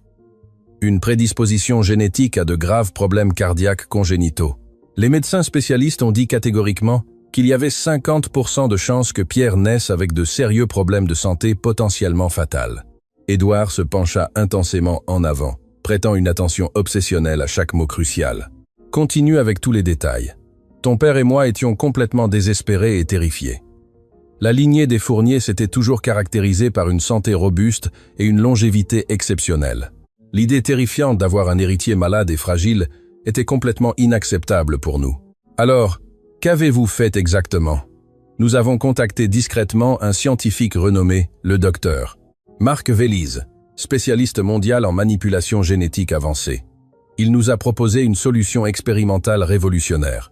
Quelle solution spécifique? Créer 2 enfants génétiquement modifiés et améliorés qui seraient parfaitement compatibles avec Pierre pour d'éventuelles transplantations d'organes, mais qui auraient aussi des versions génétiquement corrigées des gènes problématiques. Édouard sentit la nausée croître violemment dans son estomac. Vous avez créé Luc et Mathieu comme des pièces de rechange pour Pierre. Ce ne fut pas si simple ni cruel, Édouard. Le docteur Vélise nous a personnellement assuré que les enfants seraient complètement sains et normaux, juste avec quelques améliorations génétiques significatives. Quel genre d'amélioration génétique? Une plus grande résistance naturelle aux maladies, une intelligence augmentée, une longévité prolongée, c'était comme leur donner une vie objectivement meilleure. Et comment avez-vous implanté les embryons artificiels dans Pascal? Hélène hésita visiblement, luttant intensément contre la culpabilité écrasante. Pendant une consultation prénatale de routine, le docteur Vélise a légèrement manipulé Pascal et a implanté les embryons modifiés. Elle n'a jamais su ce qui s'était réellement passé. Vous avez violé criminellement le corps de mon épouse sans son consentement. Édouard, nous pensions sincèrement que nous faisions ce qu'il y avait de mieux pour tout le monde. Pascal aurait plus d'enfants et Pierre aurait des frères qui pourraient le sauver si nécessaire. Et quand elle est morte tragiquement en couche, ce fut une complication complètement imprévue.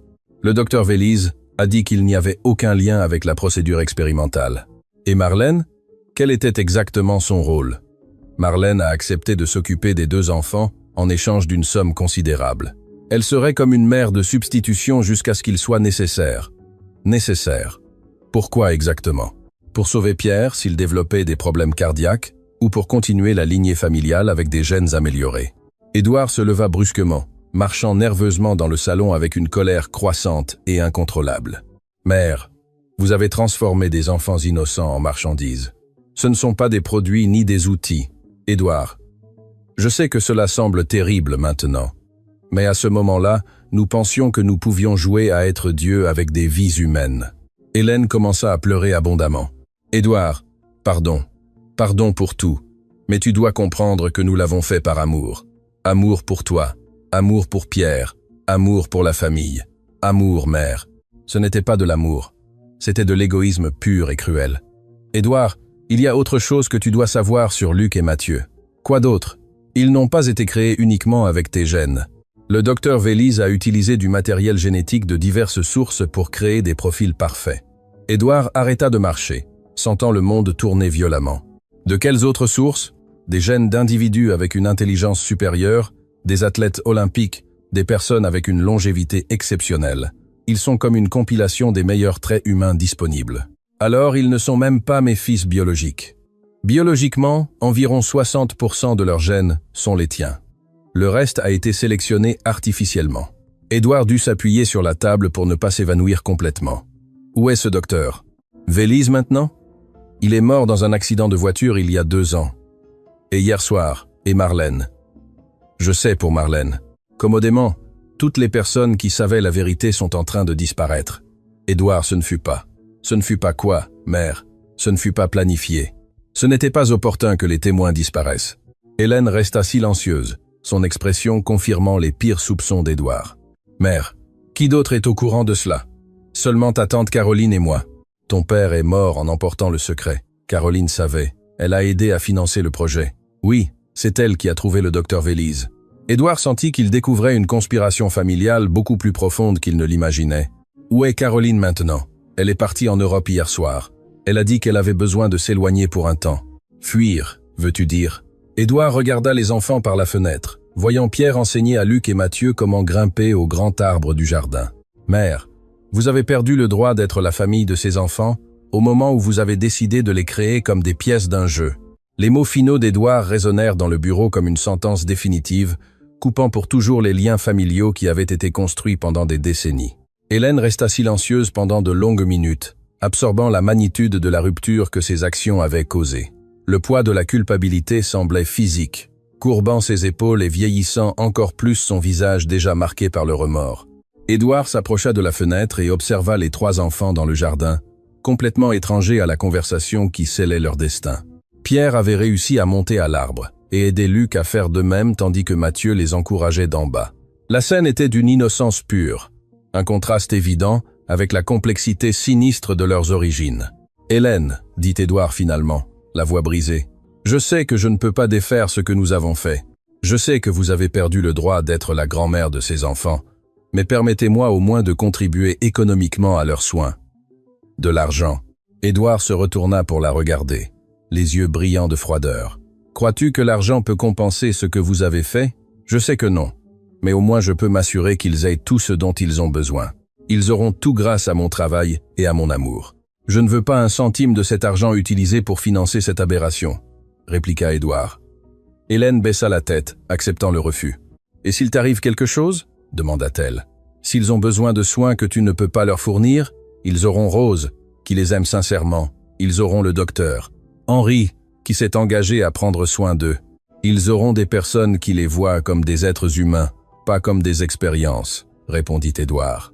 Hélène marcha vers un vieux tiroir où elle gardait des documents importants. « Édouard, il y a autre chose que tu dois savoir, » dit-elle en sortant une chemise scellée. « Ceux-ci sont tous les documents médicaux liés à la procédure, tout ce que le docteur Vélise a documenté, tous les examens, toutes les modifications spécifiques qui ont été faites. » Édouard prit la chemise avec réticence. « Pourquoi me donnes-tu cela maintenant? Parce que s'il m'arrive quelque chose, tu auras besoin de cette information. Les médecins qui les soigneront à l'avenir devront savoir exactement ce qui a été fait. » Édouard rangea la chemise sous son bras. « Y a-t-il autre chose que je doive savoir? Juste une chose de plus. Caroline a laissé une lettre pour toi, dit Hélène. » Édouard la lut rapidement, en fronçant les sourcils. La lettre indiquait que Caroline fuyait définitivement vers l'Europe et qu'elle ne reviendrait plus jamais aux France. « Elle a au moins eu la décence de disparaître, » murmura Édouard en froissant le papier.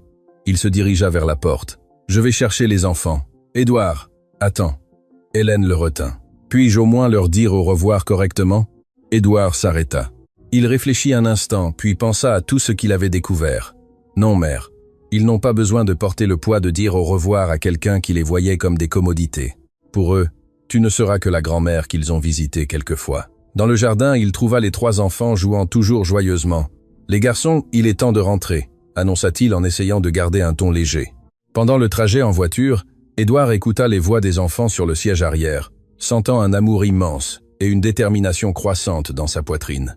Indépendamment de la façon dont ils étaient arrivés au monde, ils étaient maintenant les siens. Ce même après-midi, le docteur Henry revint avec plus d'équipement, accompagné de maître Robert et d'une nouvelle assistante sociale. Après avoir examiné les enfants et conversé longuement avec eux, tous s'accordèrent sur le fait qu'ils étaient dans un environnement aimant et adéquat. Maître Robert commença le processus légal pour régulariser la situation des enfants, créant une documentation officielle qui les reconnaissait comme les fils adoptifs d'Édouard. Le processus prit quelques mois, mais se conclut avec succès. Cette nuit-là, Édouard réunit les 3 enfants dans le salon pour une conversation importante. Il leur raconta une version soigneusement éditée de la vérité. Ils étaient nés ensemble, mais des circonstances difficiles les avaient séparés lorsqu'ils étaient bébés, jusqu'à ce que le destin les réunisse ce jour spécial dans la rue. « Alors, nous sommes vraiment frères ?» demanda Luc. « Oui, vous êtes frères par le sang, par le cœur et par l'âme, » répondit Édouard. « Et nous resterons toujours ensemble ?» demanda Mathieu. « Pour toujours. Rien ni personne ne séparera à nouveau notre famille. » Dans les mois suivants, la vie établit une routine nouvelle et stable. Luc et Mathieu furent inscrits à l'école de Pierre, où ils se distinguèrent par leur intelligence exceptionnelle. Rose assuma officiellement le rôle de gardienne des 3 enfants. Le docteur Henri devint le pédiatre exclusif de la famille, surveillant attentivement la santé des enfants. 3 mois plus tard, Maître Robert conclut tous les processus légaux. Luc et Mathieu Fournier existaient officiellement avec des documents valides et tous les droits de fils biologiques. L'entreprise d'Édouard prospéra pendant cette période comme si l'amour renouvelé avait énergisé tous les aspects de sa vie. Hélène tint sa promesse de rester à l'écart, n'envoyant que des cartes occasionnelles. Caroline resta en Europe, envoyant une lettre annuelle pleine de remords. 1 an plus tard, Édouard organisa une fête de réunion familiale, invitant seulement les personnes qui importaient vraiment. Pendant le dîner, il porta un toast. Cette fête célèbre non seulement notre première année ensemble, mais le fait que les familles se forment de manières inattendues et miraculeuses. Les années passèrent tranquillement. Les 3 enfants grandirent comme une unité inséparable, développant des personnalités uniques, mais maintenant un lien inébranlable. Pierre devint le leader naturel, Luc l'académicien brillant et Mathieu l'artiste sensible. Édouard observa leur développement avec fierté, notant que les améliorations génétiques se manifestaient subtilement. Intelligence exceptionnelle, résistance aux maladies, maturité émotionnelle impressionnante. Mais il décida que peu importait si c'était le résultat des modifications ou simplement de l'amour inconditionnel qu'il avait créé pour eux. À l'âge de 10 ans, Édouard se sentit finalement en sécurité pour parler de Pascal, montrant des photos et racontant des histoires sur la mer qui apparaissaient encore dans les rêves partagés des enfants. À 15 ans, ils étaient devenus des jeunes hommes exceptionnels. Pierre montra un intérêt pour la médecine. Luc se passionna pour la recherche scientifique et Mathieu émergea comme un artiste talentueux. Édouard les soutenait inconditionnellement, leur rappelant toujours que leur choix devait être motivé par la passion, non par des attentes sur leurs capacités améliorées. Rose et le docteur Henri restèrent des figures centrales dans la famille, offrant un amour et une orientation constants. Édouard garda les documents médicaux originaux sous clé, les consultant rarement, acceptant que l'identité des fils transcendait leurs origines artificielles. À l'âge de 18 ans, Édouard leur proposa de leur montrer les documents complets. À sa surprise, les 3 refusèrent à l'unanimité. « Papa, dit Pierre, nous savons que nous avons été créés de manière spéciale, mais cela fait partie de l'histoire. Ce qui compte, c'est qui nous sommes maintenant et qui nous choisissons d'être. » Les années suivantes, les 3 suivirent des chemins distincts, mais parallèles. Pierre devint cardiologue pédiatrique. Luc obtint un doctorat en bioéthique, se concentrant sur la manipulation génétique, et Mathieu se transforma en un artiste reconnu. Tous se marièrent, fondèrent des familles, et maintinrent le lien unique de l'enfance. Édouard vieillit avec grâce, entouré d'une famille élargie qui incluait ses 3 fils, leurs épouses et éventuellement 7 petits-enfants. Rose et le docteur Henri restèrent avec la famille jusqu'à leurs derniers jours, aimés comme les piliers qu'ils étaient réellement. Quand Édouard eut 70 ans, les fils organisèrent une fête pour célébrer le 25 anniversaire des retrouvailles. Pendant la célébration, Pierre prononça un discours émouvant. « Papa, tu aurais pu continuer ta route ce jour-là, mais tu as choisi de t'arrêter, d'écouter et d'aimer. Tu nous as appris que la famille n'est pas une question de gènes, mais de choisir d'aimer et de construire quelque chose de beau ensemble. » Édouard regarda sa famille réunie, 3 fils exceptionnels, leur famille, et toutes les personnes qui avaient choisi de faire partie de cette histoire commune. Il pensa aux origines scientifiques qui étaient devenues non pertinentes face à la simple réalité qu'ils étaient des êtres humains complets, capables d'aimer et de trouver un sens à leur vie. L'histoire avait commencé par la manipulation et les mensonges, mais elle se terminait par l'amour et la famille. Cette nuit-là, Édouard dormit paisiblement, sachant qu'il avait tenu la promesse la plus importante de sa vie. Et pour la première fois depuis ce jour dans la rue, il ne rêva pas du passé, mais de l'avenir brillant que ses fils continueraient à construire ensemble. Avez-vous aimé l'histoire d'aujourd'hui? Alors, abonnez-vous à la chaîne, laissez votre pouce bleu et commentez ci-dessous de quelle ville vous regardez cette vidéo.